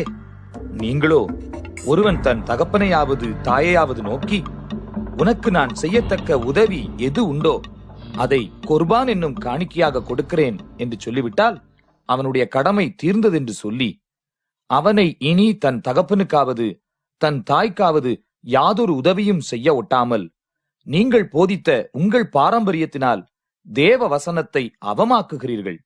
இதுபோலவே நீங்கள் மற்றும் அநேக காரியங்களையும் செய்கிறீர்கள் என்று சொன்னார். பின்பு அவர் ஜனங்கள் எல்லாரையும் வரவழைத்து அவர்களை நோக்கி, நீங்கள் எல்லாரும் எனக்கு செவி கொடுத்து உணருங்கள். மனுஷனுக்கு புறம்பே இருந்து அவனுக்குள்ளே போகிறது ஒன்றும் அவனை தீட்டுப்படுத்த மாட்டாது. அவன் உள்ளத்திலிருந்து புறப்படுகிறவைகளே அவனை தீட்டுப்படுத்தும். கேட்கிறதற்கு ஒருவன் காதுள்ளவனாயிருந்தால் கேட்க கடவன் என்றார். அவர் ஜனங்களை விட்டு வீட்டுக்குள் பிரவேசித்த போது அவருடைய சீஷர்கள் அவர் சொன்ன உவமையை குறித்து அவரிடத்தில் விசாரித்தார்கள். அதற்கு அவர், நீங்களும் இவ்வளவு உணர்வில்லாதவர்களா? புறம்பே இருந்து மனுஷருக்குள்ளே போகிறதொன்றும் அவனை தீட்டுப்படுத்த மாட்டாதென்று நீங்கள் அறிந்து கொள்ளவில்லையா? அது அவன் இருதயத்தில் போகாமல் வயிற்றிலே போகிறது. அதிலிருந்து எல்லா போஜனங்களின் அசுத்தங்களையும் கழிக்கிற ஆசன வழியாய் நீங்கி போகும். மனுஷனுக்குள்ளே இருந்து புறப்படுகிறதே மனுஷனை தீட்டுப்படுத்தும். எப்படியெனில் மனுஷருடைய இருதயத்துக்குள்ளிருந்து பொல்லாத சிந்தனைகளும் விபச்சாரங்களும் வேசித்தனங்களும் கொலைபாதகங்களும் களவுகளும் பொருளாசைகளும் துஷ்டத்தனங்களும் கபடும் காமவிகாரமும் வன்கண்ணும் தூஷணமும் பெருமையும் மதிகேடும் புறப்பட்டு வரும். பொல்லாங்கானவைகளாகிய இவைகளெல்லாம் உள்ளத்திலிருந்து புறப்பட்டு மனுஷனை தீட்டுப்படுத்தும் என்றார். பின்பு அவர் எழுந்து அவ்விடம் விட்டு புறப்பட்டு தீரு சீதோன் பட்டணங்களின் எல்லைகளில் போய் ஒரு வீட்டுக்குள் பிரவேசித்து ஒருவரும் அதை அறியாதிருக்க விரும்பியும் அவர் மறைவாயிருக்க கூடாமற் போயிற்று. அசுத்த ஆவி பிடித்திருந்த ஒரு சிறு பெண்ணின் தாயாகிய ஒரு ஸ்திரீ அவரை குறித்து கேள்விப்பட்டு வந்து அவர் பாதத்தில் விழுந்தாள். அந்த ஸ்திரீ சீரோபேனிக்கியா தேசத்தாளாகிய கிரேக்க ஸ்திரீயா இருந்தாள். அவள் தன் மகளை பிடித்திருந்த பிசாசை துரத்திவிட வேண்டும் என்று அவரை வேண்டிக் கொண்டாள். இயேசு அவளை நோக்கி, முந்தி பிள்ளைகள் திருப்தி அடையட்டும். பிள்ளைகளின் அப்பத்தை எடுத்து நாய்க்குட்டிகளுக்கு போடுகிறது நல்லதல்ல என்றார். அதற்கு அவள், மெய்தான் ஆண்டவரே, ஆகிலும் மேஜையின் கீழ் இருக்கும் நாய்க்குட்டிகள் பிள்ளைகள் சிந்துகிற துணிக்கைகளை தின்னுமே என்றாள். அப்பொழுது அவர், நீ சொன்ன அந்த வார்த்தை நிமித்தம் போகலாம், பிசாசு உன் மகளை விட்டு நீங்கி போயிற்று என்றார். அவள் தன் வீட்டுக்கு வந்த பொழுது பிசாசு போய்விட்டதையும் தன் மகள் கட்டிலில் படுத்திருக்கிறதையும் கண்டாள். மறுபடியும் அவர் தீரு சீதோன் பட்டணங்களின் எல்லைகளை விட்டு புறப்பட்டு தெக்கப்போலியின் எல்லைகளில் வழியாய் கலிலேயா கடலருகே வந்தார். அங்கே கொன்னை வாயுடைய ஒரு செவிடனை அவரிடத்தில் கொண்டு வந்து அவர் தமது கையை அவன் மேல் வைக்கும்படி வேண்டிக் கொண்டார்கள். அப்பொழுது அவர் அவனை ஜனக்கூட்டத்தை விட்டு தனியே அழைத்து கொண்டு போய் தம்முடைய விரல்களை அவன் காதுகளில் வைத்து உமிழ்ந்து அவனுடைய நாவை தொட்டு வானத்தை அண்ணாந்து பார்த்து பெருமூச்சு விட்டு எப்பத்தா என்றார். அதற்கு திறக்கப்படுவாயாக என்று அர்த்தமாம். உடனே அவனுடைய செவிகள் திறக்கப்பட்டு அவனுடைய நாவின் கட்டும் அவிழ்ந்து அவன் செவ்வையாய் பேசினான். அதை ஒருவருக்கும் சொல்ல வேண்டாம் என்று அவர்களுக்கு கட்டளையிட்டார். ஆகிலும் எவ்வளவு அதிகமாய் அவர்களுக்கு கட்டளையிட்டாரோ அவ்வளவு அதிகமாய் அவர்கள் அதை பிரசித்தம் பண்ணி எல்லாவற்றையும் நன்றாய் செய்தார். செவிடர் கேட்கவும் ஊமையர் பேசவும் பண்ணுகிறார் என்று சொல்லி மேன்மேலும் ஆச்சரியப்பட்டார்கள். மார்க்கு 8ஆம் அதிகாரம். அந்த நாட்களிலே திரளான ஜனங்கள் கூடி வந்திருக்கையில் அவர்கள் சாப்பிடுகிறதற்கு ஒன்றுமில்லாத போது இயேசு தம்முடைய சீஷரை அழைத்து, ஜனங்களுக்காக பரிதபிக்கிறேன். இவர்கள் இப்பொழுதும் என்னிடத்தில் தங்கியிருந்த 3 நாளாய் சாப்பிட ஒன்றுமில்லாதிருக்கிறார்கள். இவர்களில் சிலர் தூரத்திலிருந்து வந்தவர்களாகையால் நான் இவர்களை பட்டினியாய் வீட்டிற்கு அனுப்பிவிட்டால் வழியில் சோர்ந்து போவார்களே என்றார். அதற்கு அவருடைய சீஷர்கள், இந்த வனாந்தரத்திலே ஒருவன் எங்கே இருந்து அப்பங்களை கொண்டு வந்து இத்தனை பேர்களை திருப்தியாக்க கூடும் என்றார்கள். அதற்கு அவர், உங்களிடத்தில் எத்தனை அப்பங்கள் உண்டு என்று கேட்டார். அவர்கள் 7 அப்பங்கள் உண்டு என்றார்கள். அப்பொழுது அவர் ஜனங்களை தரையிலே பந்தியிருக்க கட்டளையிட்டு அந்த 7 அப்பங்களையும் எடுத்து ஸ்தோத்திரம் பண்ணி பிட்டு அவர்களுக்கு பரிமாறும்படி சீஷர்களிடத்தில் கொடுத்தார். அவர்கள் ஜனங்களுக்கு பரிமாறினார்கள். சில சிறு மீன்களும் அவர்களிடத்தில் இருந்தது. அவர் அவைகளையும் ஆசீர்வதித்து அவர்களுக்கு பரிமாறும்படி சொன்னார். அவர்கள் சாப்பிட்டு திருப்தி அடைந்தார்கள். மீதியான துணிக்கைகளை 7 கூடை நிறைய எடுத்தார்கள். சாப்பிட்டவர்கள் ஏறக்குறைய 4000 பேராயிருந்தார்கள். பின்பு அவர் அவர்களை அனுப்பிவிட்டார். உடனே அவர் தம்முடைய சீஷரோடே கூட படவில் ஏறி தல்மனூத்தாவின் எல்லைகளில் வந்தார். அப்பொழுது பரிசேயர் வந்து அவரோட தர்க்கிக்க தொடங்கி அவரை சோதிக்கும்படி, வானத்திலிருந்து ஒரு அடையாளத்தை காண்பிக்க வேண்டும் என்று கேட்டார்கள். அவர் தம்முடைய ஆவியில் பெருமூச்சு விட்டு, இந்த சந்ததியார் அடையாளம் தேடுகிறது என்ன? இந்த சந்ததியாருக்கு ஒரு அடையாளமும் கொடுக்கப்படுவதில்லை என்று மெய்யாகவே உங்களுக்கு சொல்லுகிறேன் என்று சொல்லி அவர்களை விட்டு மறுபடியும் படவில் ஏறி அக்கரைக்கு போனார். சீஷர்கள் அப்பங்களை கொண்டு வர மறந்து போனார்கள்.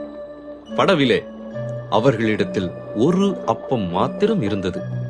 அவர் அவர்களை நோக்கி, நீங்கள் பரிசேயருடைய புளித்த மாவை குறித்தும் ஏரோதின் புளித்த மாவை குறித்தும் எச்சரிக்கையாயிருங்கள் என்று கற்பித்தார். அதற்கு அவர்கள், நம்மிடத்தில் அப்பங்கள் இல்லாதபடியால் இப்படி சொல்லுகிறார் என்று தங்களுக்குள்ளே யோசனை பண்ணி கொண்டார்கள். இயேசு அதை அறிந்து அவர்களை நோக்கி, உங்களிடத்தில் அப்பங்கள் இல்லாதபடியினால் நீங்கள் யோசனை பண்ணுகிறது என்ன? இன்னும் சிந்தியாமலும் உணராமலும் இருக்கிறீர்களா? இன்னும் உங்கள் இருதயம் கடினமாயிருக்கிறதா? உங்களுக்கு கண்கள் இருந்தும் காணாதிருக்கிறீர்களா? காதுகள் இருந்தும் கேளாதிருக்கிறீர்களா? நினைவு கூறாமலும் இருக்கிறீர்களா? நான் 5 அப்பங்களை 5000 பேருக்கு பங்கிட்ட போது மீதியான துணிக்கைகளை எத்தனை குடை நிறைய எடுத்தீர்கள் என்று கேட்டார். 12 என்றார்கள். நான் 7 அப்பங்களை 4000 பேருக்கு பங்கிட்ட போது மீதியான துணிக்கைகளை எத்தனை குடை நிறைய எடுத்தீர்கள் என்று கேட்டார். 7 என்றார்கள். அப்படியானால் நீங்கள் உணராதிருக்கிறது எப்படி என்றார். பின்பு அவர் பெத்சாய்தா ஊருக்கு வந்தார். அப்பொழுது ஒரு குருடனை அவரிடத்தில் கொண்டு வந்து அவனை தொடும்படி அவரை வேண்டிக் கொண்டார்கள். அவர் குருடனுடைய கையை பிடித்து அவனை கிராமத்துக்கு வெளியே அழைத்து கொண்டு போய் அவன் கண்களில் உமிழ்ந்து அவன் மேல் கைகளை வைத்து, எதையாகிலும் காண்கிறாயா என்று கேட்டார். அவன் ஏறிட்டு பார்த்து, நடக்கிற மனுஷரை மரங்களைப் போல காண்கிறேன் என்றான். பின்பு அவர் மறுபடியும் அவன் கண்களின் மேல் கைகளை வைத்து அவனை ஏறிட்டு பார்க்கும்படி செய்தார். அப்பொழுது அவன் சொஸ்தமடைந்து யாவரையும் தெளிவாய் கண்டான். பின்பு அவர் அவனை நோக்கி, நீ கிராமத்தில் பிரவேசியாமலும் கிராமத்தில் இதை ஒருவருக்கும் சொல்லாமலும் இரு என்று சொல்லி அவனை வீட்டிற்கு அனுப்பிவிட்டார். பின்பு இயேசுவும் அவருடைய சீஷர்களும் புறப்பட்டு பிலிப்பு செசரியா பட்டணத்தை சேர்ந்த கிராமங்களுக்கு போனார்கள். வழியிலே அவர் தம்முடைய சீஷர்களை நோக்கி, ஜனங்கள் என்னை யார் என்று சொல்லுகிறார்கள் என்று கேட்டார். அதற்கு அவர்கள், சிலர் உம்மை யோவான் ஸ்நானன் என்றும், சிலர் எலியா என்றும், வேறு சிலர் தீர்க்கதரிசிகளில் ஒருவர் என்றும் சொல்கிறார்கள் என்றார்கள். அப்பொழுது அவர், நீங்கள் என்னை யார் என்று சொல்லுகிறீர்கள் என்று கேட்டார். பேதுரு பிரதியுத்தரமாக, நீர் கிறிஸ்து என்றான். அப்பொழுது தம்மை குறித்து ஒருவருக்கும் சொல்லாதபடிக்கு அவர்களுக்கு உறுதியாய் கட்டளையிட்டார். அல்லாமலும் மனுஷகுமாரன் பலபாடுகள் பட்டு மூப்பராலும் பிரதான ஆசாரியராலும் வேத பாரகராலும் ஆகாதவன் என்று தள்ளப்பட்டு கொல்லப்பட்டு 3 நாளைக்கு பின்பு உயிர் தெழுந்திருக்க வேண்டியதென்று அவர்களுக்கு போதிக்க தொடங்கினார். இந்த வார்த்தையை அவர் தாராளமாக சொன்னார். அப்பொழுது பேதுரு அவரை தனியே அழைத்து கொண்டு போய் அவரை கடிந்து கொள்ளத் தொடங்கினான். அவர் திரும்பி தம்முடைய சீஷரை பார்த்து பேதுருவை நோக்கி, எனக்கு பின்னாக போ சாத்தானே, நீ தேவனுக்கு ஏற்றவைகளை சிந்தியாமல் மனுஷருக்கு ஏற்றவைகளை சிந்திக்கிறாய் என்று சொல்லி அவனை கடிந்து கொண்டார். பின்பு அவர் ஜனங்களையும் தம்முடைய சீஷர்களையும் தம்மிடத்தில் அழைத்து, ஒருவன் என் பின்னே வர விரும்பினால் அவன் தன்னைத்தான் வெறுத்து தன் சிலுவையை எடுத்துக்கொண்டு என்னை பின்பற்ற கடவன். தன் ஜீவனை ரட்சிக்க விரும்புகிறவன் அதை இழந்து போவான். என் நிமித்தமாகவும் சுவிசேஷத்தின் நிமித்தமாகவும் தன் ஜீவனை இழந்து போகிறவன் அதை ரட்சித்துக் கொள்ளுவான். மனுஷன் உலகம் முழுவதையும் ஆதாயப்படுத்திக் கொண்டாலும் தன் ஜீவனை நஷ்டப்படுத்தினால் அவனுக்கு லாபம் என்ன? மனுஷன் தன் ஜீவனுக்கு ஈடாக என்னத்தை கொடுப்பான்? ஆதலால் விபச்சாரமும் பாவமும் உள்ள இந்த சந்ததியில் என்னை குறித்தும் என் வார்த்தைகளை குறித்தும் எவன் வெட்கப்படுவானோ அவனை குறித்து மனுஷகுமாரனும் தமது பிதாவின் மகிமை பொருந்தினவராய் பரிசுத்த தூதர்களோடும் கூட வரும்போது வெட்கப்படுவார் என்றார். மார்க்கு 9ஆம் அதிகாரம். அன்றியும் அவர் அவர்களை நோக்கி, இங்கே நிற்கிறவர்களில் சிலர் தேவனுடைய ராஜ்யம் பலத்தோடே வருவதை காணும் முன் மரணத்தை ருசி பார்ப்பதில்லை என்று மெய்யாகவே உங்களுக்கு சொல்கிறேன் என்றார். 6 நாளைக்கு பின்பு இயேசு பேதுருவையும் யாக்கோபையும் யோவானையும் அழைத்து உயர்ந்த மலையின் மேல் அவர்களை தனியே கூட்டிக் கொண்டு போய் அவர்களுக்கு முன்பாக மறுரூபமானார். அவருடைய வஸ்திரம் உறைந்த மழையைப் போல் பூமியிலே எந்த வண்ணானும் விழுக்கக்கூடாத வெண்மையாய் பிரகாசித்தது. அப்பொழுது மோசேயும் எலியாவும் இயேசுவுடனே பேசுகிறவர்களாக அவர்களுக்கு காணப்பட்டார்கள். அப்பொழுது பேதுரு இயேசுவை நோக்கி, ரபி, நாம் இங்கே இருக்கிறது நல்லது. உமக்கு ஒரு கூடாரமும் மோசேக்கு ஒரு கூடாரமும் எலியாவுக்கு ஒரு கூடாரமாக 3 கூடாரங்களை போடுவோம் என்றான். அவர்கள் மிகவும் பயந்திருந்தபடியால் தான் பேசுகிறது என்னதென்று அறியாமல் இப்படி சொன்னான். அப்பொழுது ஒரு மேகம் அவர்கள் மேல் நிழலிட்டது. இவர் என்னுடைய நேசகுமாரன், இவருக்கு செவி கொடுங்கள் என்று அந்த மேகத்திலிருந்து ஒரு சத்தம் உண்டாயிற்று. உடனே அவர்கள் சுற்றிலும் பார்த்தபோது இயேசு ஒருவரை தவிர வேறொருவரையும் காணவில்லை. அவர்கள் மலையிலிருந்து இறங்குகிற போது அவர் அவர்களை நோக்கி, மனுஷகுமாரன் மரித்தோரிலிருந்து எழுந்திருக்கும் வரைக்கும் நீங்கள் கண்டவைகளை ஒருவருக்கும் சொல்ல வேண்டாம் என்று கட்டளையிட்டார். மரித்தோரிலிருந்து எழுந்திருப்பது என்னவென்று அவர்கள் ஒருவரிடத்தில் ஒருவர் விசாரித்து அந்த வார்த்தையை தங்களுக்குள்ளே அடக்கிக் கொண்டு, எலியா முந்தி வர வேண்டும் என்று வேதபாரகர் சொல்கிறார்களே, அது எப்படி என்று அவரிடத்தில் கேட்டார்கள். அவர் பிரதியுத்தரமாக, எலியா முந்தி வந்து எல்லாவற்றையும் சீர்படுத்துவது மெய்தான். அல்லாமலும் மனுஷகுமாரன் பல பாடுகள் பட்டு அவமதிக்கப்படுவார் என்று அவரை குறித்து எழுதியிருக்கிறதே, அது எப்படி என்றார். ஆனாலும் எலியா வந்தாயிற்று. அவனை குறித்து எழுதியிருக்கிற பிரகாரம் தங்களுக்கு இஷ்டமானபடி அவனுக்கு செய்தார்கள் என்று உங்களுக்கு சொல்லுகிறேன் என்றார். பின்பு அவர் சீஷரிடத்தில் வந்தபோது அவர்களை சுற்றி திரளான ஜனங்கள் நிற்கிறதையும் அவர்களுடைய வேதபாரகர் தர்க்கிக்கிறதையும் கண்டார். ஜனங்கள் எல்லாரும் அவரை கண்டவுடனே மிகவும் ஆச்சரியப்பட்டு ஓடி வந்து அவருக்கு வந்தனம் செய்தார்கள். அவர் வேதபாரகரை நோக்கி, நீங்கள் இவர்களுடைய எண்ணத்தை குறித்து தர்க்கம் பண்ணுகிறீர்கள் என்று கேட்டார். அப்பொழுது ஜனக்கூட்டத்தில் ஒருவன் அவரை நோக்கி, ஊமையான ஒரு ஆவி பிடித்த என் மகனை உம்மிடத்தில் கொண்டு வந்தேன். அது அவனை எங்கே பிடித்தாலும் அங்கே அவனை அலைக்கழிக்கிறது. அப்பொழுது அவன் முறை தள்ளி பல்லை கடித்து சோர்ந்து போகிறான். அதை துரத்தி விடும்படி நம்முடைய சீசனத்தில் கேட்டேன், அவர்களால் கூடாமற் போயிற்று என்றான். அவர் பிரதியுத்தரமாக, விசுவாசமில்லாத சந்ததியே, எதுவரைக்கும் நான் உங்களோடு இருப்பேன்? எதுவரைக்கும் உங்களிடத்தில் பொறுமையாயிருப்பேன்?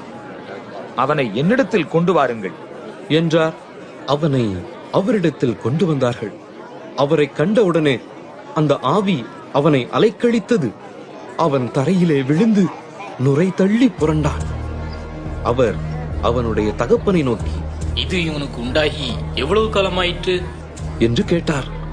அதற்கு அவன், சிறு வயது முதற்கொண்டே உண்டாயிருக்கிறது. இவனை கொள்ளும்படிக்கு அது அநேகம் தரம் தீயிலும் தண்ணீரிலும் தள்ளிற்று.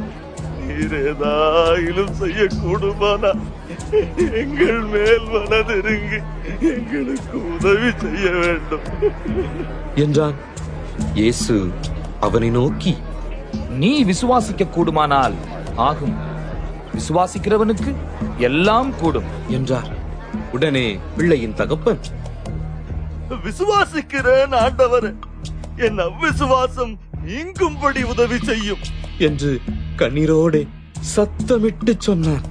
அப்பொழுது ஜனங்கள் கூட்டமாய் ஓடி வருகிறதை இயேசு கண்டு அந்த அசுத்த ஆவியை நோக்கி, ஊமையும் செவிடுமான ஆவியே, இவனை விட்டு புறப்பட்டு போ, இனி இவனுக்குள் போகாதே என்று நான் உனக்கு கட்டளையிடுகிறேன் என்று அதை அதட்டினார். அப்பொழுது அது சத்தமிட்டு அவனை மிகவும் அலைக்கழித்து புறப்பட்டு போயிற்று. அவன் செத்து போனான் என்று அநேகர் சொல்லத்தக்கதாக செத்தவன் போல் கிடந்தான். இயேசு அவன் கையை பிடித்து அவனை தூக்கினார். உடனே அவன் எழுந்திருந்தான். வீட்டில் அவர் பிரவேசித்த பொழுது அவருடைய சீஷர்கள், அதை துரத்திவிட எங்களால் ஏன் கூடாமற் போயிற்று என்று அவரிடத்தில் தனித்து கேட்டார்கள். அதற்கு அவர், இவ்வகை பிசாசு ஜெபத்தினாலும் உபவாசத்தினாலுமே அன்றி மற்ற எவ்விதத்தினாலும் புறப்பட்டு போகாது என்றார். பின்பு அவ்விடம் விட்டு புறப்பட்டு கலிலேயாவை கடந்து போனார்கள். அதை ஒருவரும் அறியாதிருக்க வேண்டும் என்று விரும்பினார். ஏனெனில் மனுஷகுமாரன் மனுஷர் கைகளில் ஒப்பு கொடுக்கப்படுவார் என்றும் அவர்கள் அவரை கொன்று போடுவார்கள் என்றும் கொல்லப்பட்டு 3ஆம் நாளிலே உயிர்த்தெழுந்திருப்பார் என்றும் அவர் தம்முடைய சீஷர்களுக்கு போதகம் பண்ணி சொல்லியிருந்தார். அவர்களோ அந்த வார்த்தையை அறிந்து கொள்ளவில்லை. அதை குறித்து அவரிடத்தில் கேட்கவும் பயந்தார்கள். அவர் கப்பர்நகூமுக்கு வந்து வீட்டிலே இருக்கும்போது அவர்களை நோக்கி, நீங்கள் வழியிலே எதை குறித்து உங்களுக்குள்ளே தர்க்கம் பண்ணினீர்கள் என்று கேட்டார். அதற்கு அவர்கள் பேசாமல் இருந்தார்கள். ஏனெனில் அவர்கள் தங்களுக்குள்ளே எவன் பெரியவன் என்று வழியில் தர்க்கம் பண்ணினார்கள். அப்பொழுது அவர் உட்கார்ந்து 12 அழைத்து, எவனாகிலும் முதல்வனாயிருக்க விரும்பினால் அவன் எல்லாருக்கும் கடையானவனும் எல்லாருக்கும் ஊழியக்காரனுமாயிருக்க கடவன் என்று சொல்லி ஒரு சிறு பிள்ளையை எடுத்து அதை அவர்கள் நடுவிலே நிறுத்தி அதை அணைத்து கொண்டு, இப்படிப்பட்ட சிறு பிள்ளைகளில் ஒன்றை என் நாமத்தினாலே ஏற்றுக்கொள்கிறவன் என்னை ஏற்றுக்கொள்ளுகிறான், என்னை ஏற்றுக்கொள்ளுகிறவன் என்னை அல்ல, என்னை அனுப்பினவரை ஏற்றுக்கொள்ளுகிறான் என்றார். அப்பொழுது யோவான் அவரை நோக்கி, போதகரே, நம்மை பின்பற்றாதவன் ஒருவன் உமது நாமத்தினாலே பிசாசுகளை துரத்துகிறதை கண்டோம். அவன் நம்மை பின்பற்றாதவன் ஆனதால் அவனை தடுத்தோம் என்றான். அதற்கு இயேசு, அவனை தடுக்க வேண்டாம், என் நாமத்தினாலே அற்புதம் செய்கிறவன் எளிதாய் என்னை குறித்து தீங்கு சொல்ல மாட்டான். நமக்கு விரோதமாயிராதவன் நமது பட்சத்தில் இருக்கிறான். நீங்கள் கிறிஸ்துவினுடையவர்களாய் இருக்கிறபடியினாலே என் நாமத்து நிமித்தம் உங்களுக்கு ஒரு கலசம் தண்ணீர் குடிக்க கொடுக்கிறவன் தன் பலனை அடையாமல் போவதில்லை என்று மெய்யாகவே உங்களுக்கு சொல்லுகிறேன். என்னிடத்தில் விசுவாசமாய் இருக்கிற இந்த சிறியரில் ஒருவனுக்கு இடரல் உண்டாக்குகிறவன் எவனோ அவனுடைய கழுத்தில் எந்திரக்கல்லை கட்டி சமுத்திரத்தில் அவனை தள்ளி போடுகிறது அவனுக்கு நலமாயிருக்கும். உன் கை உனக்கு இடரல் உண்டாக்கினால் அதை தரித்து போடு. நீ 2 கையுடையவனாய் அவியாத அக்கினியுள்ள நரகத்திலே போவதை பார்க்கிலும் ஊனனாய் ஜீவனுக்குள் பிரவேசிப்பது உனக்கு நலமாயிருக்கும். அங்கே அவர்கள் புழு சாவாமலும் அக்கினி அவியாமலும் இருக்கும். உன் கால் உனக்கு இடரல் உண்டாக்கினால் அதை தரித்து போடு. நீ 2 காலுடையவனாய் அவியாத அக்கினியுள்ள நரகத்திலே தள்ளப்படுவதை பார்க்கிலும் சப்பானியாய் ஜீவனுக்குள் பிரவேசிப்பது உனக்கு நலமாயிருக்கும். அங்கே அவர்கள் புழு சாவாமலும் அக்கினி அவியாமலும் இருக்கும். உன் கண் உனக்கு இடரல் உண்டாக்கினால் அதை பிடுங்கி போடு. நீ 2 கண்ணுடையவனாய் நரக அக்கினியிலே தள்ளப்படுவதை பார்க்கிலும் ஒற்றை கண்ணனாய் தேவனுடைய ராஜ்யத்தில் பிரவேசிப்பது உனக்கு நலமாயிருக்கும். அங்கே அவர்கள் புழு சாவாமலும் அக்கினி அவியாமலும் இருக்கும். எந்த பலியும் உப்பினால் உப்பிடப்படுவது போல எந்த மனுஷனும் அக்கினியினால் உப்பிடப்படுவான். உப்பு நல்லதுதான்.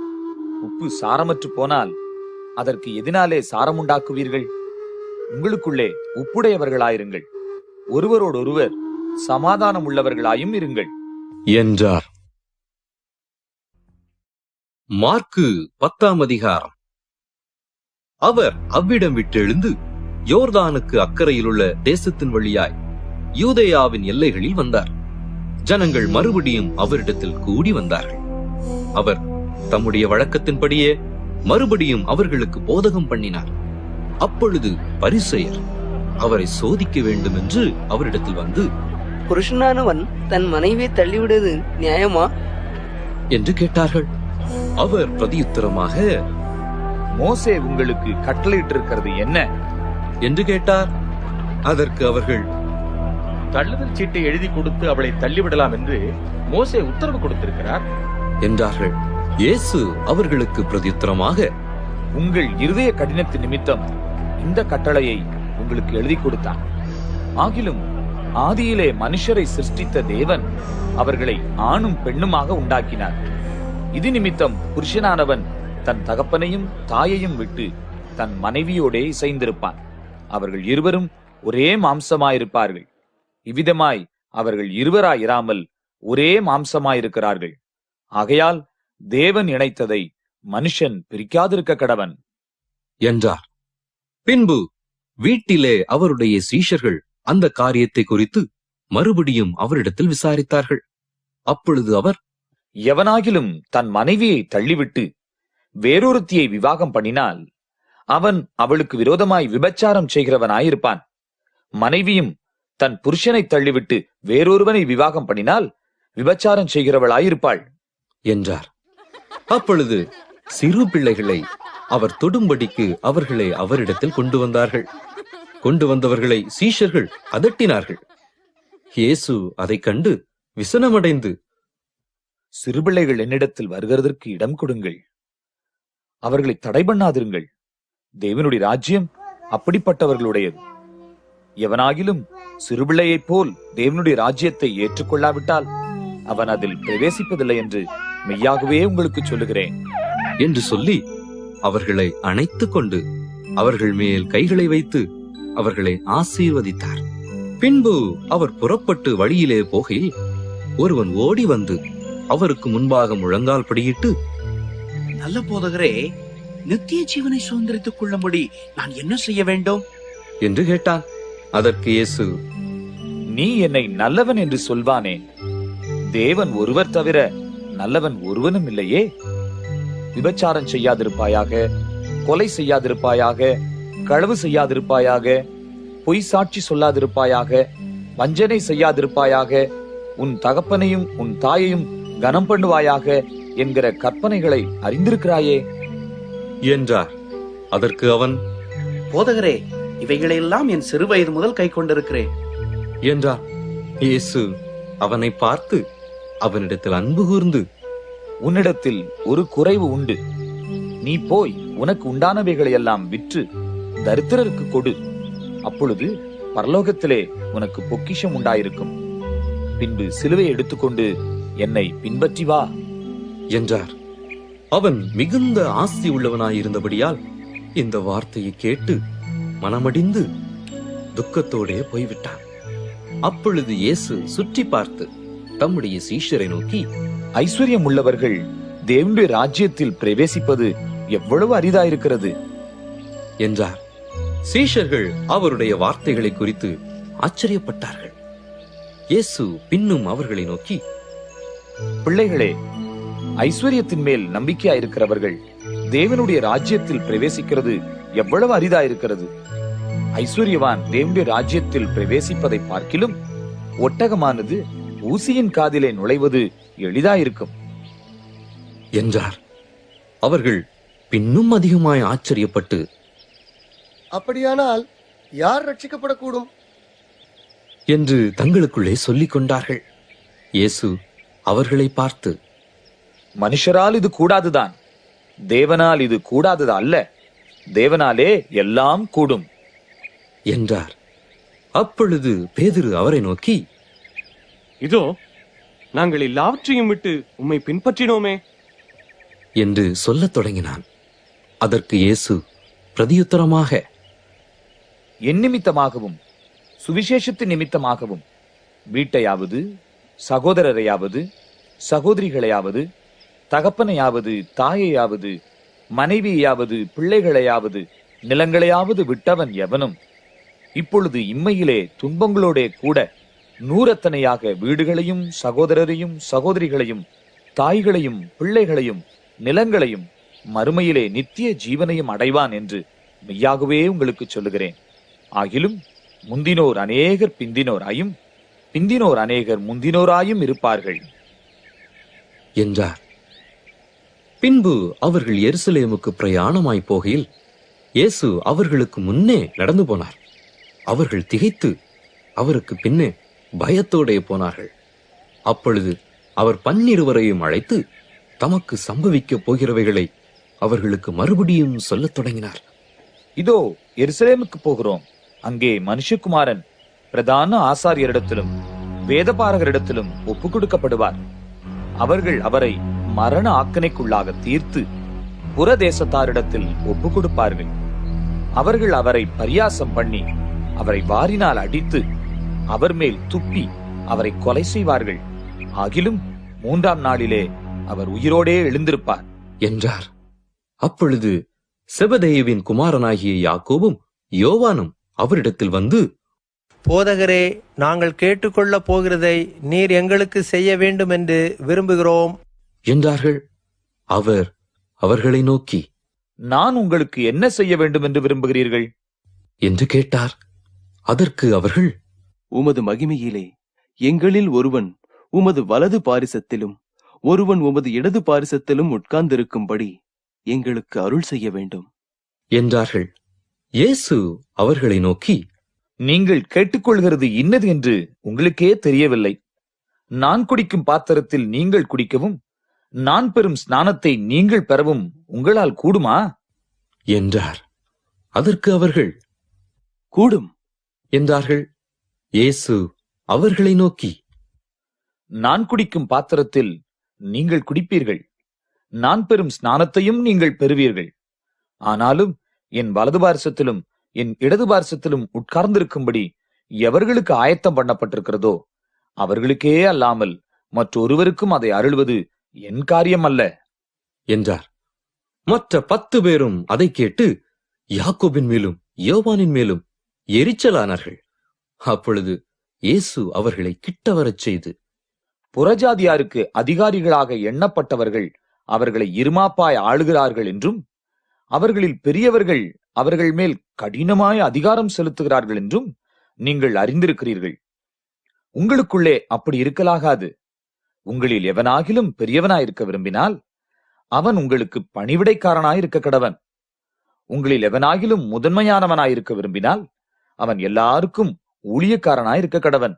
அப்படியே மனுஷகுமாரனும் ஊழியம் கொள்ளும்படி வராமல் ஊழியம் செய்யவும் அநேகரை மீட்கும் பொருளாக தம்முடைய ஜீவனை கொடுக்கவும் வந்தார் என்றார். பின்பு அவர்கள் எரிகோவுக்கு வந்தார்கள்.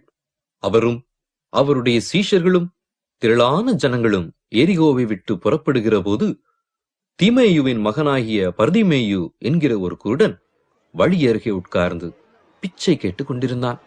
அவன் நசரேன் ஆகிய இயேசு வருகிறார் என்று கேள்விப்பட்டு, இயேசுவே, தாவீதின் குமாரனே, எனக்கு இரங்கும் என்று கூப்பிடத் தொடங்கினான்.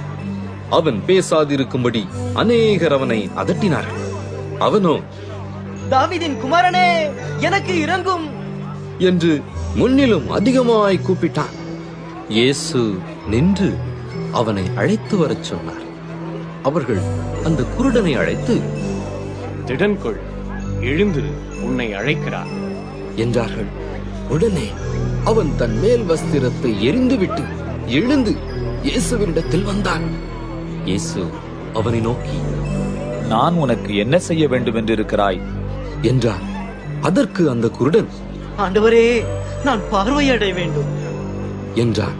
இயேசு அவனை நோக்கி, நீ போகலாம், உன் விசுவாசம் உன்னை ரட்சித்தது என்றார். உடனே அவன் பார்வையடைந்து வழியிலே இயேசுவுக்கு பின் சென்றான். மார்க்கு 11ஆம் அதிகாரம். அவர்கள் எருசலேமுக்கு சமீபமாய் சேர்ந்து ஒலிவ மலைக்கு அருகான பெத்பகே பெத்தானியா என்னும் ஊர்களுக்கு வந்தபோது அவர் தம்முடைய சீஷரில் 2 பேரை நோக்கி, உங்களுக்கு எதிரே இருக்கிற கிராமத்துக்கு போங்கள். அதில் பிரவேசித்த உடனே மனுஷர் ஒருவரும் ஒரு காலும் ஏறியிராத ஒரு கழுதை குட்டி கட்டியிருக்க காண்பீர்கள். அதை அவிழ்த்து கொண்டு வாருங்கள். ஏன் இப்படி செய்கிறீர்கள் என்று ஒருவன் உங்களிடத்தில் கேட்டால், இது ஆண்டவருக்கு வேண்டும் என்று சொல்லுங்கள். உடனே அதை இவ்விடத்திற்கு அனுப்பிவிடுவான் என்று சொல்லி அவர்களை அனுப்பினார். அவர்கள் போய் வெளியே இருவழிச் சந்தியில் ஒரு வாசல் அருகே கட்டியிருந்த அந்த குட்டியை கண்டு அதை அவிழ்த்தார்கள். அப்பொழுது அங்கே நின்றவர்களில் சிலர், நீங்கள் குட்டியை அவிழ்க்கிறதென்ன என்றார்கள். இயேசு கற்பித்தபடியே அவர்களுக்கு உத்தரவு சொன்னார்கள். அப்பொழுது அவர்களை போகவிட்டார்கள். அவர்கள் அந்த குட்டியை இயேசுவினிடத்தில் கொண்டு வந்து அதின் மேல் தங்கள் வஸ்திரங்களை போட்டார்கள். அவர் அதின் மேல் ஏறி போனார். அநேகர் தங்கள் வஸ்திரங்களை வழியிலே விரித்தார்கள். வேறு சிலர் மரக்கிளைகளை தரித்து வழியிலே பரப்பினார்கள். முன்னடப்பாரும் பின்னடப்பாரும், கர்த்தரின் நாமத்தினாலே வருகிறவர் சோஸ்தரிக்கப்பட்டவர், கர்த்தரின் நாமத்தினாலே வருகிற நம்முடைய பிதாவாகிய தாவீதின் ராஜ்யம் ஆசீர்வதிக்கப்படுவதாக, உன்னதத்திலே ஹோசன்னா என்று சொல்லி ஆர்ப்பரித்தார்கள். அப்பொழுது இயேசு எருசலேமுக்கு வந்து தேவாலயத்தில் பிரவேசித்து எல்லாவற்றையும் சுற்றி பார்த்து சாயங்காலமான போது 12 கூட பெத்தானியாவுக்கு போனார். மறுநாளிலே அவர்கள் பெத்தானியாவில் இருந்து புறப்பட்டு வருகையில் அவருக்கு பசியுண்டாயிற்று. அப்பொழுது இலைகளுள்ள ஒரு அத்தி மரத்தை தூரத்திலே கண்டு அதில் ஏதாகிலும் அகப்படுமோ என்று பார்க்க வந்தார். அத்திப்பழ காலமாயிராதபடியால் அவர் அதனிடத்தில் வந்தபோது அதில் இலைகளை அல்லாமல் வேறொன்றையும் காணவில்லை. அப்பொழுது இயேசு அதை பார்த்து, இது முதல் ஒரு காலம் ஒருவனும் உன்னிடத்தில் கனியை புசியாதிருக்க கடவன் என்றார். அதை அவருடைய சீஷர்கள் கேட்டார்கள். அவர்கள் எருசலேமுக்கு வந்தார்கள். இயேசு தேவாலயத்தில் பிரவேசித்து ஆலயத்தில் விற்கிறவர்களையும் கொள்ளுகிறவர்களையும் துரத்திவிட்டு காசுக்காரருடைய பலகைகளையும் புறா விற்கிறவர்களுடைய ஆசனங்களையும் கவிழ்த்து ஒருவனும் தேவாலயத்தின் வழியாக யாதொரு பண்டத்தையும் கொண்டு போக விடாமல், என்னுடைய வீடு எல்லா ஜனங்களுக்கும் ஜெப வீடு எனப்படும் என்று எழுதியிருக்கவில்லையா? நீங்களோ அதை கள்ளர் குகையாக்கினீர்கள் என்று அவர்களுக்கு சொல்லி உபதேசித்தார். அதை வேத பாரகரும் பிரதான ஆசாரியரும் கேட்டு அவரை கொலை செய்ய வகை தேடினார்கள். ஆகிலும் ஜனங்கள் எல்லாரும் அவருடைய உபதேசத்தை குறித்து ஆச்சரியப்பட்டபடியினாலே அவருக்கு பயந்திருந்தார்கள். சாயங்காலமான போது அவர் நகரத்திலிருந்து புறப்பட்டு போனார். மறுநாள் காலையிலே அவர்கள் அவ்வழியாய் போகும்போது அந்த அத்திமரம் வேரோடே பட்டு போயிருக்கிறதை கண்டார்கள். பேதுரு நினைவு கூர்ந்து அவரை நோக்கி, ரவி, இதோ நீர் சபித்த அத்திமரம் பட்டு போயிற்று என்றான். இயேசு அவர்களை நோக்கி, தேவனிடத்தில் விசுவாசம் உள்ளவர்களாயிருங்கள். எவனாகிலும் இந்த மலையை பார்த்து, நீ பெயர்ந்து சமுத்திரத்திலே தள்ளுண்டு போ என்று சொல்லி தான் சொன்னபடியே நடக்கும் என்று தன் இருதயத்தில் சந்தேகப்படாமல் விசுவாசித்தால் அவன் சொன்னபடியே ஆகும் என்று மெய்யாகவே உங்களுக்கு சொல்லுகிறேன். ஆதலால் நீங்கள் ஜெபம் பண்ணும் போது எவைகளை கேட்டுக்கொள்வீர்களோ அவைகளை பெற்றுக்கொள்வோம் என்று விசுவாசியுங்கள். அப்பொழுது அவைகள் உங்களுக்கு உண்டாகும் என்று சொல்லுகிறேன். நீங்கள் நின்று ஜெபம் பண்ணும் போது ஒருவன் பேரில் உங்களுக்கு யாதொரு குறை உண்டாயிருக்குமானால் பரலோகத்தில் இருக்கிற உங்கள் பிதா உங்கள் தப்பிதங்களை உங்களுக்கு மன்னிக்கும்படி அந்த குறையை அவனுக்கு மன்னியுங்கள். நீங்கள் மன்னியாதிருப்பீர்களானால் பரலோகத்தில் இருக்கிற உங்கள் பிதாவும் உங்கள் தப்பிதங்களை மன்னியாதிருப்பார் என்றார். அவர்கள் மறுபடியும் எருசலேமுக்கு வந்தார்கள். அவர் தேவாலயத்திலே உலாவிக் கொண்டிருக்கையில் பிரதான ஆசாரியரும் வேதபாரகரும் மூப்பரும் அவரிடத்தில் வந்து, நீர் எந்த அதிகாரத்தினால் இவைகளை செய்கிறீர்? இவைகளை செய்கிறதற்கு அதிகாரத்தை உமக்கு கொடுத்தவர் யார் என்று கேட்டார்கள். இயேசு பிரதியுத்தரமாக, நானும் உங்களிடத்தில் ஒரு காரியத்தை கேட்கிறேன். நீங்கள் எனக்கு உத்தரவு சொல்லுங்கள். அப்பொழுது நானும் இன்ன அதிகாரத்தினாலே இவைகளை செய்கிறேன் என்று உங்களுக்கு சொல்லுவேன். யோவான் கொடுத்த ஸ்நானம் தேவனால் உண்டாயிற்றோ மனுஷரால் உண்டாயிற்றோ? எனக்கு உத்தரவு சொல்லுங்கள் என்றார். அதற்கு அவர்கள், தேவனால் உண்டாயிற்று என்று சொல்லுவோமே, ஆனால் பின்ன ஏன் அவனை விசுவாசிக்கவில்லை என்று கேட்பார். மனுஷரால் உண்டாயிற்று என்று சொல்லுவோமானால் ஜனங்களுக்கு பயப்பட வேண்டியதாயிருக்கும். எல்லோரும் யோவானை மெய்யாக தீர்க்கதரிசி என்று எண்ணுகிறார்களே என்று தங்களுக்குள்ளே ஆலோசனை பண்ணி இயேசுவுக்கு பிரதியுத்தரமாக, எங்களுக்கு தெரியாது என்றார்கள்.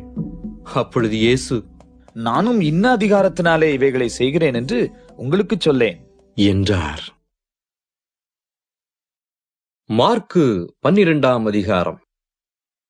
பின்பு அவர் உவமைகளாய் அவர்களுக்கு சொல்லத் தொடங்கினதாவது, ஒரு மனுஷன் ஒரு திராட்சை தோட்டத்தை உண்டாக்கி அதை சுற்றிலும் வேலி அடைத்து ரசத்தொட்டியை உண்டு பண்ணி கோபுரத்தையும் கட்டி தோட்டக்காரருக்கு அதை குத்தகையாக விட்டு புரதேசத்துக்கு போயிருந்தான். தோட்டக்காரரிடத்தில் திராட்சை தோட்டத்து கனிகளில் தன் பாகத்தை வாங்கிக் கொண்டு வரும்படி பருவ காலத்திலே அவர்களிடத்தில் ஒரு ஊழியக்காரனை அனுப்பினான். அவர்கள் அவனை பிடித்து அடித்து வெறுமையாய் அனுப்பிவிட்டார்கள். பின்பு வேறொரு ஊழியக்காரனை அவர்களிடத்தில் அனுப்பினான். அவர்கள் அவன் மேல் கல்லெறிந்து தலையிலே காயப்படுத்தி அவமானப்படுத்தி அனுப்பிவிட்டார்கள். மறுபடியும் வேறொருவனை அனுப்பினான். அவனை அவர்கள் கொலை செய்தார்கள். வேறு அநேகரையும் அனுப்பினான். அவர்களில் சிலரை அடித்து சிலரை கொன்று போட்டார்கள்.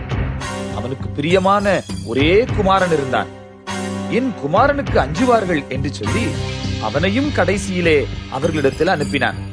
தோட்டக்காரரோ, இவன் சுதந்திரவாளி, இவனை கொலை செய்வோம், வாருங்கள், அப்பொழுது சுதந்திரம் நம்முடையதாகும் என்று ஒருவரோடொருவர் சொல்லிக் கொண்டு அவனை பிடித்து கொலை செய்து திராட்சை தோட்டத்துக்கு புறம்பே போட்டு விட்டார்கள். அப்படி இருக்க திராட்சை தோட்டத்துக்கு எஜமான் என்ன செய்வான்? அவன் வந்து அந்த தோட்டக்காரரை சங்கரித்து திராட்சை தோட்டத்தை மற்றவர்களுக்கு ஒப்புக் கொடுப்பான் அல்லவா? வீடு கட்டுகிறவர்கள் ஆகாதென்று தள்ளின கல்லே மூலைக்கு தலைக்கல்லாயிற்று. அது கர்த்தராலே ஆயிற்று. அது நம்முடைய கண்களுக்கு ஆச்சரியமாயிருக்கிறது என்று எழுதியிருக்கிற வாக்கியத்தை நீங்கள் வாசிக்கவில்லையா என்றார். இந்த உவமையை தங்களை குறித்து சொன்னார் என்று அவர்கள் அறிந்து அவரை பிடிக்க வகை தேடினார்கள். ஆனாலும் ஜனத்துக்கு பயந்து அவரை விட்டு போய்விட்டார்கள். அவர்கள் பேச்சிலே அவரை அகப்படுத்தும்படிக்கு பரிசேயரிலும் ஏரோதியரிலும் சிலரை அவரிடத்தில் அனுப்பினார்கள். அவர்கள் வந்து, போதகரே, நீர் சத்தியம் உள்ளவர் என்றும் எவனை குறித்தும் உமக்கு கவையில்லை என்றும் அறிந்திருக்கிறோம். நீர் முகதாட்சணியம் இல்லாதவராய் தேவனுடைய மார்க்கத்தை சத்தியமாய் போதிக்கிறீர். ராயனுக்கு வரி கொடுக்கிறது நியாயமோ அல்லவோ? நாம் கொடுக்கலாமோ கொடுக்க கூடாதோ என்று கேட்டார்கள். அவர்களுடைய மாயத்தை அவர் அறிந்து, நீங்கள் என்னை ஏன் சோதிக்கிறீர்கள்? நான் பார்க்கும்படிக்கு ஒரு பணத்தை என்னிடத்தில் கொண்டு வாருங்கள் என்றார். அவர்கள் அதை கொண்டு வந்தார்கள். அப்பொழுது அவர், இந்த சுரூபமும் மேலெழுத்தும் யாருடையது என்று கேட்டார். இராயனுடையது என்றார்கள். அதற்கு இயேசு, ராயனுடையதை ராயனுக்கும் தேவனுடையதை தேவனுக்கும் செலுத்துங்கள் என்றார். அவர்கள் அவரை குறித்து ஆச்சரியப்பட்டார்கள். உயிர் தெழுதல் இல்லை என்று சாதிக்கிற சதுசேயர் அவரிடத்தில் வந்து, போதகரே, ஒருவனுடைய சகோதரன் சந்தானமில்லாமல் தன் மனைவியை விட்டு இறந்து போனால் அவனுடைய சகோதரன் அவன் மனைவியை விவாகம் பண்ணி தன் சகோதரனுக்கு சந்தானம் உண்டாக்க வேண்டுமென்று மோசே எங்களுக்கு எழுதி வைத்திருக்கிறாரே. இப்படி இருக்க 7 பேர் சகோதரர்கள் இருந்தார்கள். மூத்தவன் ஒரு பெண்ணை விவாகம் பண்ணி சந்தானம் இல்லாமல் இறந்து போனான். 2ஆம் சகோதரன் அவளை விவாகம் பண்ணி அவனும் சந்தானம் இல்லாமல் இறந்து போனான். 3ஆம் சகோதரனும் அப்படியே ஆனான்.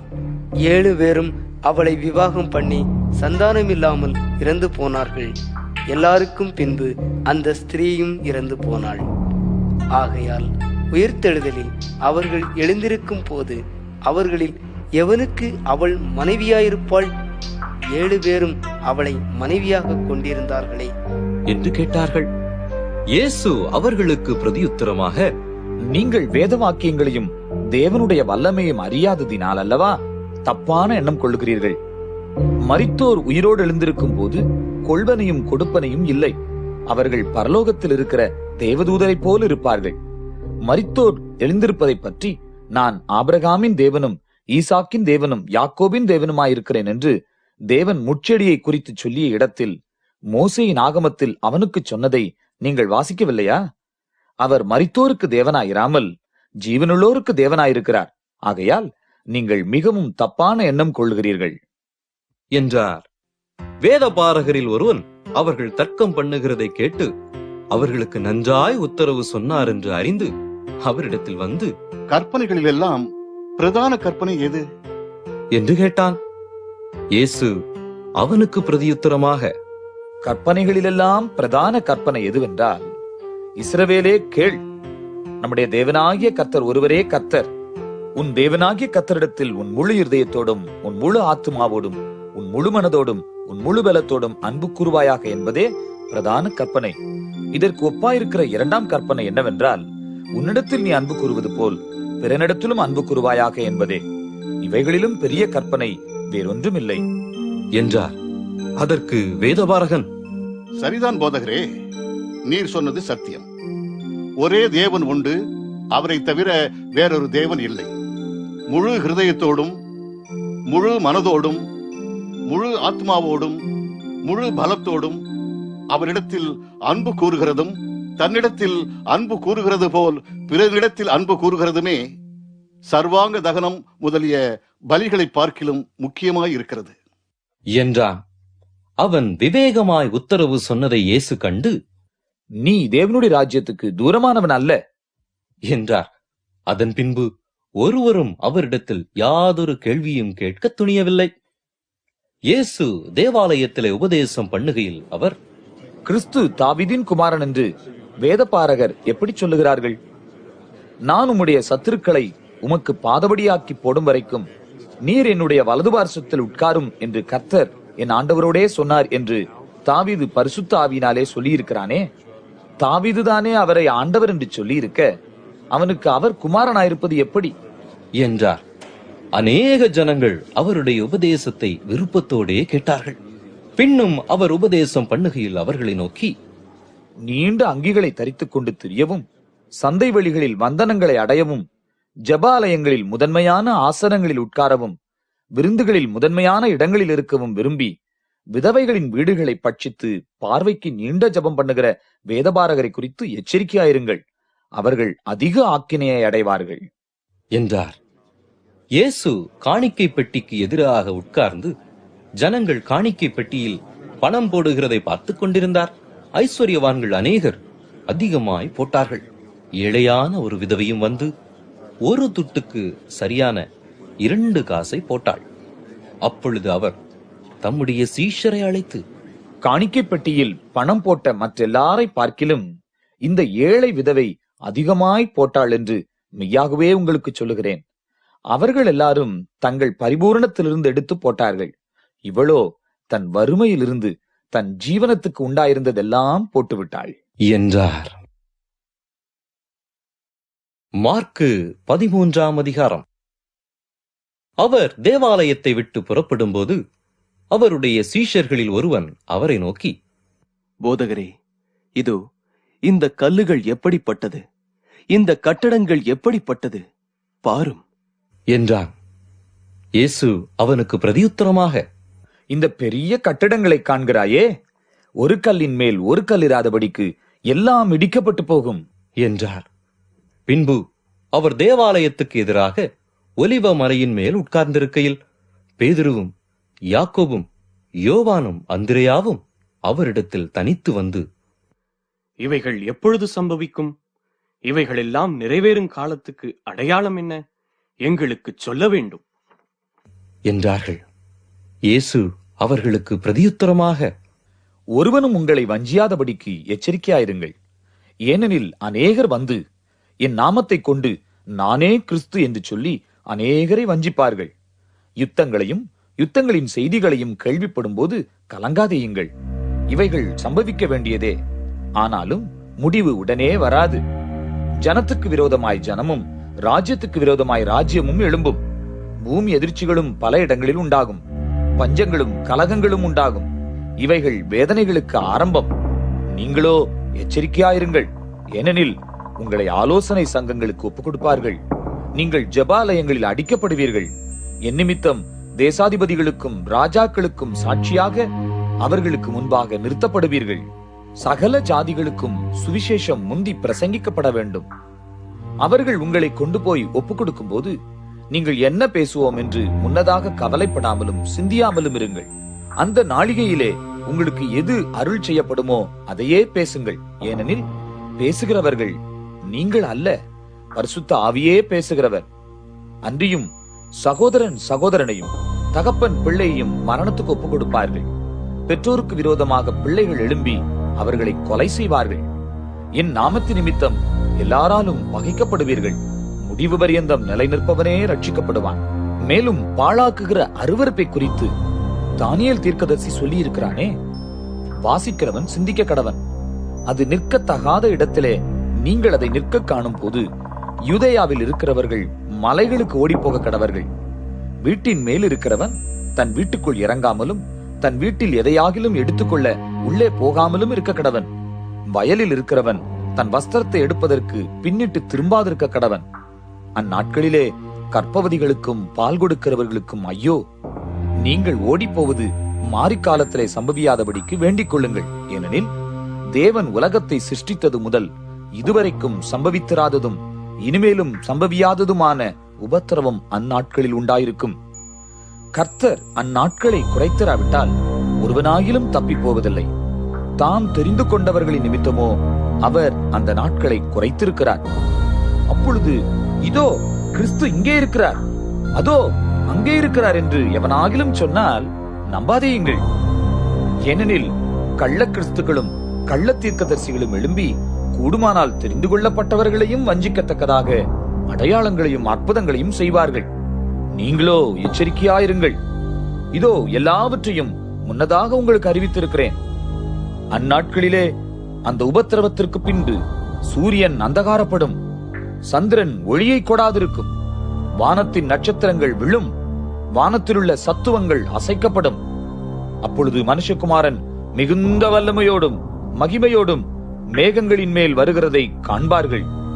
அப்பொழுது அவர் தம்முடைய தூதரை அனுப்பி தாம் தெரிந்து கொண்டவர்களை பூமியின் கடைமுனை முதற்கொண்டு வானத்தின் கடைமுனை மட்டுமுள்ள 4 திசைகளிலும் இருந்து கூட்டி சேர்ப்பார். அத்தி மரத்தினால் ஒரு உவமையை கற்றுக்கொள்ளுங்கள். அதிலே இளங்களை தோன்றி துளிர் விடும்போது வசந்த காலம் சமீபமாயிற்று என்று அறிவீர்கள். அப்படியே இவைகள் சம்பவிக்கிறதை நீங்கள் காணும் போது அவர் சமீபமாய் வாசலருகே வந்திருக்கிறார் என்று அறியுங்கள். இவைகளெல்லாம் சம்பவிக்கும் முன்னே இந்த சந்ததி ஒளிந்து போகாதென்று மெய்யாகவே உங்களுக்கு சொல்லுகிறேன். வானமும் பூமியும் ஒளிந்து போகும், என் வார்த்தைகளோ ஒளிந்து போவதில்லை. அந்த நாளையும் அந்த நாளிகையும் பிதா ஒருவர் தவிர மற்றொருவனும் அறியான். பரலோகத்திலுள்ள தூதர்களும் அறியார்கள், குமாரனும் அறியார். அக்காலத்தை நீங்கள் அறியாதபடியால் எச்சரிக்கையாயிருங்கள். விழித்திருந்து ஜெபம் பண்ணுங்கள். ஒரு மனுஷன் தன் வீட்டை விட்டு புரதேசத்துக்கு பிரயாணம் போக எத்தனிக்கும் போது தன் ஊழியக்காரருக்கு அதிகாரம் கொடுத்து அவனவனுக்கு தன் தன் வேலையையும் நியமித்து விழித்திருக்கும்படி காவல் காக்கிறவனுக்கு கற்பிப்பான். அப்படியே நீங்களும் விழித்திருங்கள். ஏனெனில் வீட்டெஜமான் சாயங்காலத்திலோ நடுராத்திரியிலோ சேவல் கூவும் நேரத்திலோ காலையிலோ எப்பொழுது வருவான் என்று நீங்கள் அறியீர்கள். நீங்கள் நினையாத வேளையில் அவன் வந்து உங்களை தூங்குகிறவர்களாக கண்டுபிடியாதபடிக்கு விழித்திருங்கள். நான் உங்களுக்கு சொல்லுகிறதை எல்லாருக்கும் சொல்லுகிறேன், விழித்திருங்கள் என்றார். மார்க்கு 14ஆம் அதிகாரம். 2 நாளைக்கு பின்பு புளிப்பில்லாத அப்பம் சாப்பிடுகிற பஸ்கா பண்டிகை வந்தது.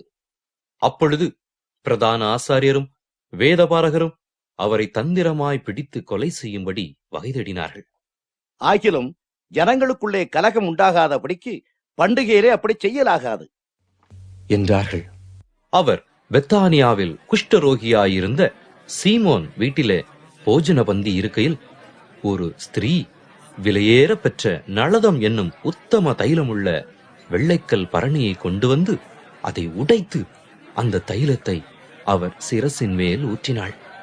அப்பொழுது சிலர் தங்களுக்குள்ளே விசனமடைந்து, இந்த தைலத்தை இப்படி வீணாய் செலவழிப்பானேன்?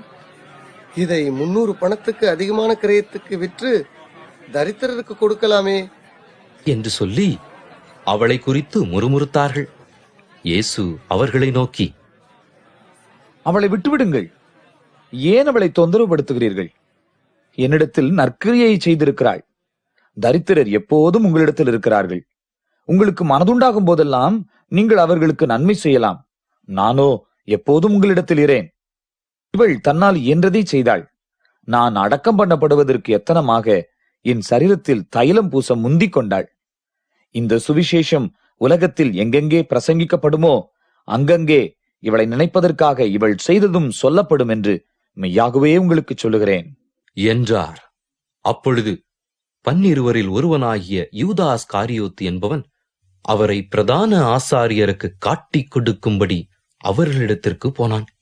அவர்கள் அதை கேட்டு சந்தோஷப்பட்டு அவனுக்கு பணம் கொடுப்போம் என்று வாக்குத்தத்தம் பண்ணினார்கள்.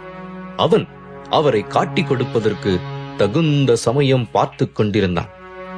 பஸ்காவை பலியிடும் நாளாகிய புளிப்பில்லாத அப்பம் சாப்பிடுகிற முதலாம் நாளிலே அவருடைய சீஷர்கள் அவரிடத்தில் வந்து, நீர் பஸ்காவை புசிப்பதற்கு நாங்கள் எங்கே போய் ஆயத்தம் பண்ண சித்தமாயிருக்கிறீர் என்று கேட்டார்கள். அவர் தம்முடைய சீஷரில் 2 பேரை நோக்கி, நீங்கள் நகரத்துக்குள்ளே போங்கள். அங்கே தண்ணீர் குடம் சுமந்து வருகிற ஒரு மனுஷன் உங்களுக்கு எதிர்ப்படுவான். அவன் பின்னே போங்கள். அவன் எந்த வீட்டுக்குள் பிரவேசிக்கிறானோ அந்த வீட்டு எஜமானை நீங்கள் நோக்கி, நான் என் சீஷரோடு கூட பஸ்காவை புசிக்கிறதற்கு தகுதியான இடம் எங்கே என்று போதகர் கேட்கிறார் என்று சொல்லுங்கள். அவன் கம்பளம் முதலானவைகள் விரித்து ஆயத்தம் பண்ணப்பட்டிருக்கிற விஸ்தாரமான மேல் வீட்டறையை உங்களுக்கு காண்பிப்பான். அங்கே நமக்காக ஆயத்தம் பண்ணுங்கள் என்று சொல்லி அனுப்பினார். அப்படியே அவருடைய சீஷர் புறப்பட்டு நகரத்தில் போய் தங்களுக்கு அவர் சொன்னபடியே கண்டு பஸ்காவை ஆயத்தம் பண்ணினார்கள். சாயங்காலமான போது அவர் 12 கூட அவ்விடத்திற்கு வந்தார். அவர்கள் பந்தி அமர்ந்து போஜனம் பண்ணுகையில் இயேசு அவர்களை நோக்கி, என்னுடனே புசிக்கிற உங்களில் ஒருவன் என்னை காட்டிக் கொடுப்பான் என்று மெய்யாகவே உங்களுக்கு சொல்லுகிறேன் என்றார். அப்பொழுது அவர்கள் துக்கமடைந்து, நானோ என்று ஒவ்வொருவரும் அவரிடத்தில் கேட்கத் தொடங்கினார்கள். அவர் பிரதியுத்தரமாக, என்னுடனே கூட தாளத்தில் கையிடுகிறவனாகிய 12 ஒருவனே அவன் என்று சொல்லி, மனுஷகுமாரன் தம்மை குறித்து எழுதியிருக்கிறபடியே போகிறார். ஆகிலும் எந்த மனுஷனால் மனுஷகுமாரன் காட்டிக் கொடுக்கப்படுகிறாரோ அந்த மனுஷனுக்கு ஐயோ! அந்த மனுஷன் பிறவாதிருந்தானால் அவனுக்கு நலமாயிருக்கும் என்றார். அவர்கள் போஜனம் பண்ணுகையில் இயேசு அப்பத்தை எடுத்து ஆசீர்வதித்து அதை பிட்டு அவர்களுக்கு கொடுத்து, நீங்கள் வாங்கி புசியுங்கள், இது என்னுடைய சரீரமாயிருக்கிறது என்றார். பின்பு பாத்திரத்தையும் எடுத்து ஸ்தோத்திரம் பண்ணி அதை அவர்களுக்கு கொடுத்தார். அவர்கள் எல்லாரும் அதிலே பானம் பண்ணினார்கள். அப்பொழுது அவர் அவர்களை நோக்கி, இது அநேகருக்காக சிந்தப்படுகிற புது உடன்படிக்கைக்குரிய என்னுடைய இரத்தமாயிருக்கிறது. நான் தேவனுடைய ராஜ்யத்தில் நவமான ரசத்தை பானம் பண்ணும் நாள் வரைக்கும் திராட்சைப்பழ ரசத்தை இனி நான் பானம் பண்ணுவதில்லை என்று மெய்யாகவே உங்களுக்கு சொல்லுகிறேன் என்றார். அவர்கள் ஸ்தோத்திர பாட்டை பாடின பின்பு ஒலிவ மலைக்கு புறப்பட்டு போனார்கள். அப்பொழுது இயேசு அவர்களை நோக்கி, மெய்ப்பனை வெட்டுவேன், ஆடுகள் சிதறடிக்கப்படும் என்று எழுதியிருக்கிறபடி இந்த ராத்திரியிலே நீங்கள் எல்லாரும் என் நிமித்தம் இடரல் அடைவீர்கள். ஆகிலும் நான் உயிர்த்தெழுந்த பின்பு உங்களுக்கு முன்னே கலிலேயாவுக்கு போவேன் என்றார். அதற்கு பேதுரு, உமது நிமித்தம் எல்லாரும் இடரல் அடைந்தாலும் நான் இடரல் அடையேன் என்றான். இயேசு அவனை நோக்கி, இன்றைக்கு இந்த ராத்திரியிலே சேவல் 2 தரம் கூவுகிறதற்கு முன்னே நீ 3 தரம் என்னை மறுதலிப்பாய் என்று மெய்யாகவே உனக்கு சொல்லுகிறேன் என்றார். அதற்கு அவன், நான் உம்மோடு மரிக்க வேண்டியிருந்தாலும் உம்மை மறுதலிக்க மாட்டேன் என்று உறுதியாய் சொன்னான். எல்லாரும் அப்படியே சொன்னார்கள். பின்பு கெத்சமனே எண்ணப்பட்ட இடத்திற்கு வந்தார்கள்.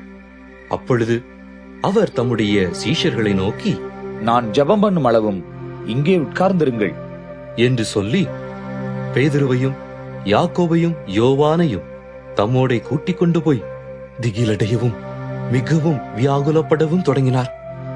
அப்பொழுது அவர், என் ஆத்துமா மரணத்துக்கு ஏதுவான துக்கம் கொண்டிருக்கிறது, நீங்கள் இங்கே தங்கி விழித்திருங்கள் என்று சொல்லி சற்று அப்புறம் போய் தரையிலே விழுந்து, அந்த வேளை தம்மை விட்டு நீங்கி போக கூடுமானால் அது நீங்க வேண்டும் என்று வேண்டிக் கொண்டு, அப்பா பிதாவே, எல்லாம் உம்மாலே கூடும், இந்த பாத்திரத்தை என்னிடத்திலிருந்து எடுத்து போடும், ஆகிலும் என் சித்தத்தின்படி அல்ல, உம்முடைய சித்தத்தின்படியே ஆக கடவுள் என்றார். பின்பு அவர் வந்து அவர்கள் நித்திரை பண்ணுகிறதை கண்டு பேதுருவை நோக்கி, சீமோனே, நித்திரை பண்ணுகிறாயா? 1 மணி நேரம் விழித்திருக்க கூடாதா? நீங்கள் சோதனைக்குட்படாதபடிக்கு விழித்திருந்து ஜெபம் பண்ணுங்கள். ஆவி உற்சாகம் உள்ளதுதான், மாம்சமோ பலவீனம் உள்ளது என்றார். அவர் மறுபடியும் போய் அந்த வார்த்தைகளையே சொல்லி ஜெபம் பண்ணினார். அவர் திரும்ப வந்தபோது அவர்கள் மறுபடியும் நித்திரை பண்ணுகிறதை கண்டார். அவர்களுடைய கண்கள் மிகுந்த நித்திரை மயக்கம் அடைந்திருந்தபடியால் தாங்கள் மறுமொழியாக அவருக்கு சொல்வது என்னது என்று அறியாதிருந்தார்கள். அவர் 3ஆம் தரம் வந்து, இனி நித்திரை பண்ணி இளைப்பாருங்கள், போதும், வேளை வந்தது, இதோ மனுஷகுமாரன் பாவிகளுடைய கைகளில் ஒப்பு கொடுக்கப்படுகிறார், என்னை காட்டிக் கொடுக்கிறவன் இதோ வந்து விட்டான், எழுந்திருங்கள், போவோம் என்றார். உடனே அவர் இப்படி பேசுகையில் 12 ஒருவனாகிய யூதாஸ் வந்தான். அவனோட கூட பிரதான ஆசாரியரும் வேதபாரகரும் மூப்பரும் அனுப்பின திரளான ஜனங்கள் பட்டயங்களையும் தடிகளையும் பிடித்துக் கொண்டு வந்தார்கள். அவரை காட்டிக் கொடுக்கிறவன், நான் எவனை முத்தம் செய்வேனோ அவன்தான், அவனை பிடித்து பத்திரமாய் கொண்டு போங்கள் என்று அவர்களுக்கு குறிப்பு சொல்லியிருந்தான். அவன் வந்தவுடனே அவர் அண்டையில் சேர்ந்து, ரவி ரவி என்று சொல்லி அவரை முத்தம் செய்தான். அப்பொழுது அவர்கள் அவர் மேல் கைகோட்டு அவரை பிடித்தார்கள். அப்பொழுது கூட நின்றவர்களில் ஒருவன் கத்தியை உருவி பிரதான ஆசாரியனுடைய வேலைக்காரனை காதர வெட்டினார். இயேசு அவர்களை நோக்கி, கள்ளனை பிடிக்க புறப்படுகிறது போல நீங்கள் பட்டயங்களையும் தடிகளையும் எடுத்துக்கொண்டு என்னை பிடிக்க வந்தீர்கள். நான் தினந்தோறும் உங்கள் நடுவிலே தேவாலயத்தில் உபதேசம் பண்ணிக் கொண்டிருந்தேன், அப்பொழுது நீங்கள் என்னை பிடிக்கவில்லையே. ஆனாலும் வேத வாக்கியங்கள் நிறைவேற வேண்டியதாயிருக்கிறது என்றார். அப்பொழுது எல்லாரும் அவரை விட்டு ஓடி போனார்கள். ஒரு வாலிபன் ஒரு துப்பட்டியை மாத்திரம் தன்மேல் பொறுத்துக் கொண்டு அவர் பின்னே போனான். அவனை பிடித்தார்கள். அவன் தன் துப்பட்டியை போட்டுவிட்டு நிர்வாணமாய் அவர்களை விட்டு ஓடி போனான். இயேசுவை அவர்கள் பிரதான ஆசாரியனிடத்தில் கொண்டு போனார்கள். அங்கே ஆசாரியர், மூப்பர், வேதபாரகர் எல்லாரும் கூடி வந்திருந்தார்கள். பேதுரு தூரத்திலே அவருக்கு பின் சென்று பிரதான ஆசாரியனுடைய அரமனைக்குள் வந்து சேவகரோட கூட உட்கார்ந்து நெருப்பண்டையிலே குளிர் காய்ந்து கொண்டிருந்தான்.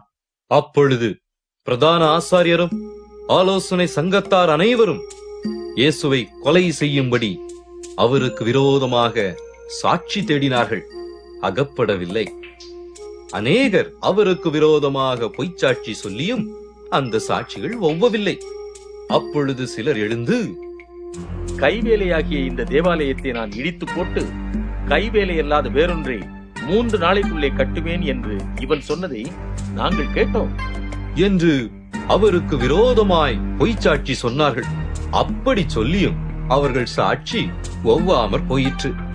அப்பொழுது பிரதான ஆசாரியன் எழுந்து நடுவே நின்று இயேசுவை நோக்கி, இவர்கள் உனக்கு விரோதமாய் சொல்லுகிறதை குறித்து நீ ஒன்றும் சொல்லுகிறதில்லையா என்று கேட்டான். அவரோ ஒரு உத்தரவும் சொல்லாமல் பேசாதிருந்தார். மறுபடியும் பிரதான ஆசாரியன் அவரை நோக்கி, நீ ஸ்தோத்தரிக்கப்பட்ட தேவனுடைய குமாரனாகிய கிறிஸ்துதானா என்று கேட்டான். அதற்கு இயேசு, நான் அவர்தான். மனுஷகுமாரன் சர்வ வல்லவரின் வலது பார்சத்தில் வீற்றிருப்பதையும் வானத்தின் மேகங்கள் மேல் வருவதையும் நீங்கள் காண்பீர்கள் என்றார். பிரதான ஆசாரியன் இதை கேட்டவுடனே தன் வஸ்திரங்களை கிழித்துக் கொண்டு, இனி சாட்சிகள் நமக்கு வேண்டியதென்ன? தேவதூஷணத்தை கேட்டீர்களே, உங்களுக்கு என்னவாய் தோன்றுகிறது என்றான். அதற்கு அவர்கள் எல்லாரும், இவன் மரணத்துக்கு பாத்திரனாயிருக்கிறான் என்று தீர்மானம் பண்ணினார்கள். அப்பொழுது சிலர் அவர்கள் துப்பவும், அவருடைய முகத்தை மூடவும், அவரை குட்டவும், யார திருஷ்டினாலே பார்த்து சொல் என்று சொல்லவும் தொடங்கினார்கள். வேலைக்காரரும் அவரை கன்னத்தில் அறைந்தார்கள். அத்தருணத்திலே பேதுரு கீழே அரண்மனை முற்றத்தில் இருக்கையில் பிரதான ஆசாரியனுடைய வேலைக்காரிகளில் ஒருத்தி வந்து குளிர் காய்ந்து கொண்டிருக்கிற பேதுருவை கண்டு அவனை உற்று பார்த்து, நீயும் நசரேயனாகிய இயேசுவோடே இருந்தாய் என்றாள். அதற்கு அவன், நான் அறியேன், நீ சொல்லுகிறது எனக்கு தெரியாது என்று மறுதலித்து வெளியே வாசல் மண்டபத்துக்கு போனான். அப்பொழுது சேவல் கூவிற்று. வேலைக்காரி அவனை மறுபடியும் கண்டு, இவன் அவர்களில் ஒருவன் என்று அருகே நின்றவர்களுக்கு சொன்னாள். அவன் மறுபடியும் மறுதலித்தான். சற்று நேரத்துக்கு பின்பு மறுபடியும் அருகே நிற்கிறவர்கள் பேதுருவை பார்த்து, மெய்யாகவே நீ அவர்களில் ஒருவன், நீ கலிலேயன், உன் பேச்சு அதற்கு ஒத்திருக்கிறது என்றார்கள். அதற்கு அவன், நீங்கள் சொல்லுகிற மனுஷனை அறியேன் என்று சொல்லி சபிக்கவும் சத்தியம் பண்ணவும் தொடங்கினான். உடனே சேவல் 2ஆம் தரம் கூவிற்று. சேவல் 2 தரம் கூவுகிறதற்கு முன்னே நீ என்னை 3 தரம் மறுதலிப்பாய் என்று இயேசு தனக்கு சொன்ன வார்த்தையை பேதுரு நினைவு கூர்ந்து மிகவும் அழுதான். மார்க்கு 15ஆம் அதிகாரம். பொழுது விடிந்தவுடனே பிரதான ஆசாரியரும் மூப்பரும் வேதபாரகரும் ஆலோசனை சங்கத்தார் அனைவரும் கூடி ஆலோசனை பண்ணி இயேசுவை கட்டி கொண்டு போய் பிலாத்துவினிடத்தில் ஒப்பு கொடுத்தார்கள். பிலாத்து அவரை நோக்கி, நீ யூதருடைய ராஜாவா என்று கேட்டான். அதற்கு அவர், நீர் சொல்லுகிறபடிதான் என்றார். பிரதான ஆசாரியர்கள் அவர் மேல் அநேகம் குற்றங்களை சாட்டினார்கள். அவரோ மாறுத்தரம் ஒன்றும் சொல்லவில்லை. அப்பொழுது பிலாத்து மறுபடியும் அவரை நோக்கி, இதோ இவர்கள் உன்மேல் எத்தனையோ குற்றங்களை சாட்டுகிறார்களே, அதற்கு நீ உத்தரவு ஒன்றும் சொல்லுகிறதில்லையா என்று கேட்டான். இயேசுவோ அப்பொழுதும் உத்தரவு ஒன்றும் சொல்லவில்லை. அதனால் பிலாத்து ஆச்சரியப்பட்டான். காவல் பண்ணப்பட்டவர்களில் எவனை விடுதலையாக்க வேண்டும் என்று ஜனங்கள் கேட்டுக்கொள்வார்களோ அவனை அவர்களுக்காக விடுதலையாக்குவது பண்டிகை தோறும் பிலாத்துவுக்கு வழக்கமாயிருந்தது. கலகம் பண்ணி அந்த கலகத்திலே கொலை செய்து அதற்காக காவல் பண்ணப்பட்டவர்களில் பரபாஸ் எண்ணப்பட்ட ஒருவன் இருந்தான். ஜனங்கள் வழக்கத்தின்படியே தங்களுக்கு ஒருவனை விடுதலையாக்க வேண்டும் என்று சத்தமிட்டு கேட்டுக்கொள்ளத் தொடங்கினார்கள். பொறாமையினாலே பிரதான ஆசாரியர்கள் அவரை ஒப்புக் கொடுத்தார்கள் என்று பிலாத்து அறிந்து அவர்களை நோக்கி, நான் யூதருடைய ராஜாவை உங்களுக்கு விடுதலையாக்க வேண்டும் என்று இருக்கிறீர்களா என்று கேட்டான். பரபாசை தங்களுக்கு விடுதலையாக்க வேண்டும் என்று ஜனங்கள் கேட்டுக்கொள்ளும்படி பிரதான ஆசாரியர்கள் அவர்களை ஏவி விட்டார்கள். பிலாத்து மறுபடியும் அவர்களை நோக்கி, அப்படியானால் யூதருடைய ராஜாவென்று நீங்கள் சொல்லுகிறவனை நான் என்ன செய்ய வேண்டும் என்று கேட்டான். என்று மறுபடியும் சத்தமிட்டு சொன்னார்கள். அதற்கு பிலாத்து, ஏன் என்ன பொல்லாப்பு செய்தான் என்றான். அவர்களோ,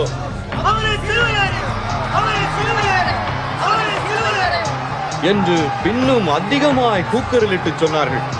அப்பொழுது பிலாத்து ஜனங்களை பிரியப்படுத்த மனதுள்ளவனாய் பரபாசை அவர்களுக்கு விடுதலையாக்கி, இயேசுவையோ வாரினால் அடிப்பித்து சிலுவையில் அறையும்படிக்கு ஒப்பு கொடுத்தான்.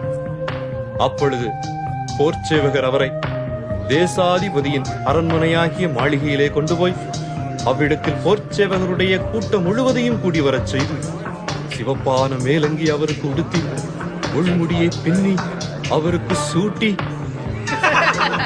யூதருடைய ராஜாவே வாழ்க என்று அவரை வாழ்த்தி அவரை சிரசில் கோலால் அடித்து அவர் மேல் துப்பி முழங்கால் படியிட்டு அவரை வணங்கினார்கள். அவரை பரியாசம் பண்ணின பின்பு சிவப்பான அங்கியை கழற்றி அவருடைய வஸ்திரங்களை அவருக்கு உடுத்தி அவரை சிலுவையில் அறையும்படி வெளியே கொண்டு போனார்கள். சிரேனே ஊரான அலெக்சாந்தருக்கும் ரூப்புக்கும் தகப்பனுமாகிய சீமோன் என்னப்பட்ட ஒருவன் நாட்டிலிருந்து அவ்வழிய வருகையில் அவருடைய சிலுவையை சுமக்கும்படி அவனை பலவந்தம் பண்ணினார்கள். கபாலஸ்தலம் என்று அர்த்தம் கொள்ளும் கொல்கொதா என்னும் இடத்துக்கு அவரை கொண்டு போய் வெள்ளைப்போளம் கலந்த திராட்சை ரசத்தை அவருக்கு குடிக்க கொடுத்தார்கள். அவர் அதை ஏற்றுக்கொள்ளவில்லை. அப்பொழுது அவரை சிலுவையில் அறைந்தார்கள். அதன் பின்பு அவருடைய வஸ்திரங்களை பங்கிட்டு ஒவ்வொருவன் ஒவ்வொரு பங்கை எடுத்துக் கொள்ளும்படி அவைகளை குறித்து சீட்டு போட்டார்கள். அவரை சிலுவையில் அறைந்த போது 3ஆம் மணி வேளையாய் இருந்தது. அவர் அடைந்த ஆக்கினையின் முகாந்தரத்தை காண்பிக்கும் பொருட்டு யூதருடைய ராஜா என்று எழுதி சிலுவையின் மேல் கட்டினார்கள். அல்லாமலும் அவருடைய வலது பக்கத்தில் ஒருவனும் அவருடைய இடது பக்கத்தில் ஒருவனுமாக 2 கள்ளரை அவரோட கூட சிலுவைகளில் அறிந்தார்கள். அக்கிரமக்காரரில் ஒருவனாக எண்ணப்பட்டார் என்கிற வேத வாக்கியம் அதனாலே நிறைவேறிற்று. அந்த வழியாய் நடந்து போகிறவர்கள் தங்கள் தலைகளை துருக்கி,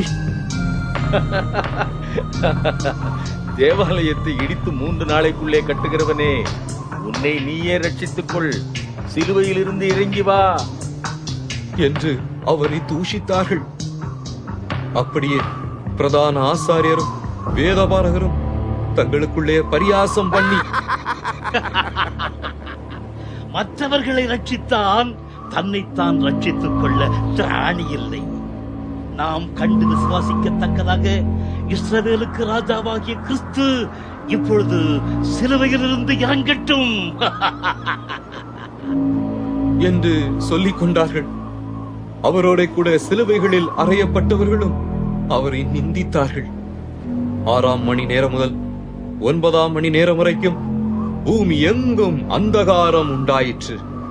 9ஆம் மணி நேரத்திலே இயேசு, எலோயி எலோயி லாமா சபக்தானி என்று மிகுந்த சத்தமிட்டு கூப்பிட்டார்.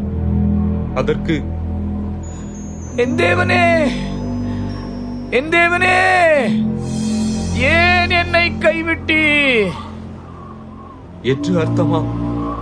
அங்கே நின்றவர்களில் சிலர் அதை கேட்ட பொழுது, இதோ எலியாவை கூப்பிடுகிறான் என்றார்கள். ஒருவன் ஓடி கடற்காளானை காடியிலே தோய்த்து அதை ஒரு கோலில் மாட்டி அவருக்கு குடிக்க கொடுத்து, பொறுங்கள், எலியா இவனை இறக்க வருவானோ பார்ப்போம் என்றான். இயேசு மகா சத்தமாய் கூப்பிட்டு ஜீவனை விட்டார். அப்பொழுது தேவாலயத்தின் திரைச்சீலை மேல் தொடங்கி கீழ் வரைக்கும் 2ஆக கிழிந்தது. அவருக்கு எதிரே நின்ற 100க்கு அதிபதி அவர் இப்படி கூப்பிட்டு ஜீவனை விட்டதை கண்டபோது, மெய்யாகவே இந்த மனுஷன் தேவனுடைய குமாரன் என்றான். சில ஸ்திரீகளும் தூரத்திலிருந்து பார்த்து கொண்டிருந்தார்கள். அவர் கலிலேயாவில் இருந்தபோது அவருக்கு பின் சென்று ஊழியம் செய்து வந்த மகதலேனா மரியாளும், சின்ன யாக்கோபுக்கும் யோசேக்கும் தாயாகிய மரியாளும், சலோமே என்பவளும் அவருடனே கூட எருசலேமுக்கு வந்திருந்த வேறே அநேக ஸ்திரீகளும் அவர்களோடே இருந்தார்கள். ஓய்வு நாளுக்கு முந்தின நாள் ஆயத்த நாளாய் இருந்தபடியால் சாயங்காலமான போது கனம் பொருந்திய ஆலோசனைக்காரனும் அரிமத்தியா ஊரானும் தேவனுடைய ராஜ்யம் வர காத்திருந்தவனுமாகிய யோசேப்பு என்பவன் வந்து பிலாத்துவினிடத்தில் துணிந்து போய் இயேசுவின் சரீரத்தை கேட்டான். அவர் இத்தனை சீக்கிரத்தில் மரித்து போனாரா என்று பிலாத்து ஆச்சரியப்பட்டு 100க்கு அதிபதியை அழைப்பித்து, அவர் இதற்குள்ளே மரித்தது நிச்சயமா என்று கேட்டான்.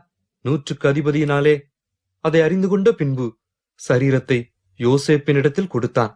அவன் போய் மெல்லிய துப்பட்டியை வாங்கிக் கொண்டு வந்து அவரை இறக்கி அந்த துப்பட்டியிலே சுற்றி கன்மலையில் வெட்டியிருந்த கல்லறையிலே அவரை வைத்து கல்லறையின் வாசலில் ஒரு கல்லை புரட்டி வைத்தான். அவரை வைத்த இடத்தை மகதலேனா மரியாளும் யோசேயின் தாயாகிய மரியாளும் பார்த்தார்கள். மார்க்கு 16ஆம் அதிகாரம்.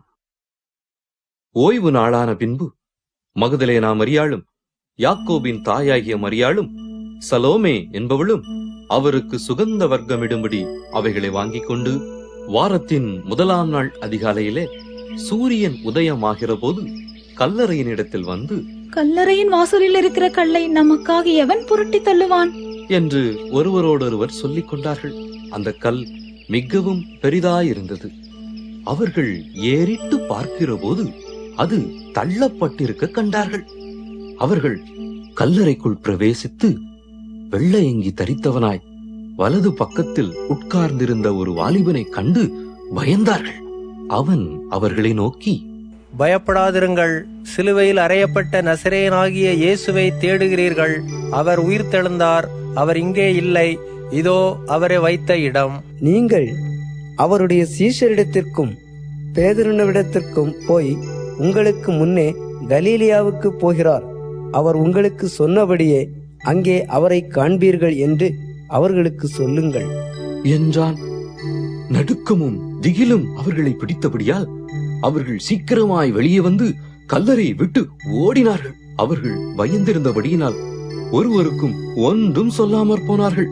வாரத்தின் முதலாம் நாள் அதிகாலையிலே இயேசு எழுந்திருந்த பின்பு மகதலேனா மரியாளுக்கு முதல் தரிசனமானார். அவளிடத்திலிருந்து அவர் 7 பிசாசுகளை துரத்தி இருந்தார். அவள் புறப்பட்டு அவரோட கூட இருந்தவர்கள் துக்கப்பட்டு அழுது கொண்டிருக்கையில் அவர்களிடத்தில் போய் அந்த செய்தியை அறிவித்தாள். அவர் உயிரோடு இருக்கிறார் என்றும் அவளுக்கு காணப்பட்டார் என்றும் அவர்கள் கேட்டபோது நம்பவில்லை. அதன் பின்பு அவர்களில் 2 பேர் ஒரு கிராமத்துக்கு நடந்து போகிற பொழுது அவர்களுக்கு மறுரூபமாய் தரிசனமானார். அவர்களும் போய் அதை மற்றவர்களுக்கு அறிவித்தார்கள். அவர்களையும் அவர்கள் நம்பவில்லை. அதன் பின்பு 11 போஜன பந்தி இருக்கையில் அவர்களுக்கு அவர் தரிசனமாகி உயிர்த்தெழுந்திருந்த தம்மை கண்டவர்களே, அவர்கள் நம்பாமற் போனது நிமித்தம் அவர்களுடைய அவ்விசுவாசத்தை குறித்தும் இருதய கடினத்தை குறித்தும் அவர்களை கடிந்து கொண்டார்.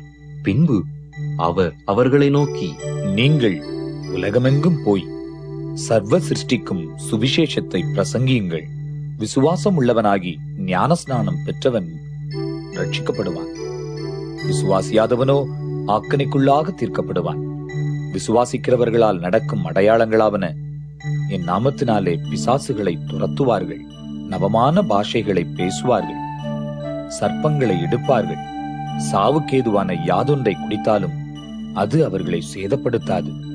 வியாதியஸ்தர் மேல் கைகளை வைப்பார்கள், அப்பொழுது அவர்கள் சொஸ்தமாவார்கள் என்றார். இவ்விதமாய் கர்த்தர் அவர்களுடனே பேசின பின்பு பரலோகத்துக்கு எடுத்துக் கொள்ளப்பட்டு தேவனுடைய வலது பாரசத்தில் உட்கார்ந்தார். அவர்கள் புறப்பட்டு போய் எங்கும் பிரசங்கம் பண்ணினார்கள். கர்த்தர் அவர்களுடனே கூட கிரியையை நடப்பித்து அவர்களால் நடந்த அடையாளங்களினாலே வசனத்தை உறுதிப்படுத்தினார். ஆமென்.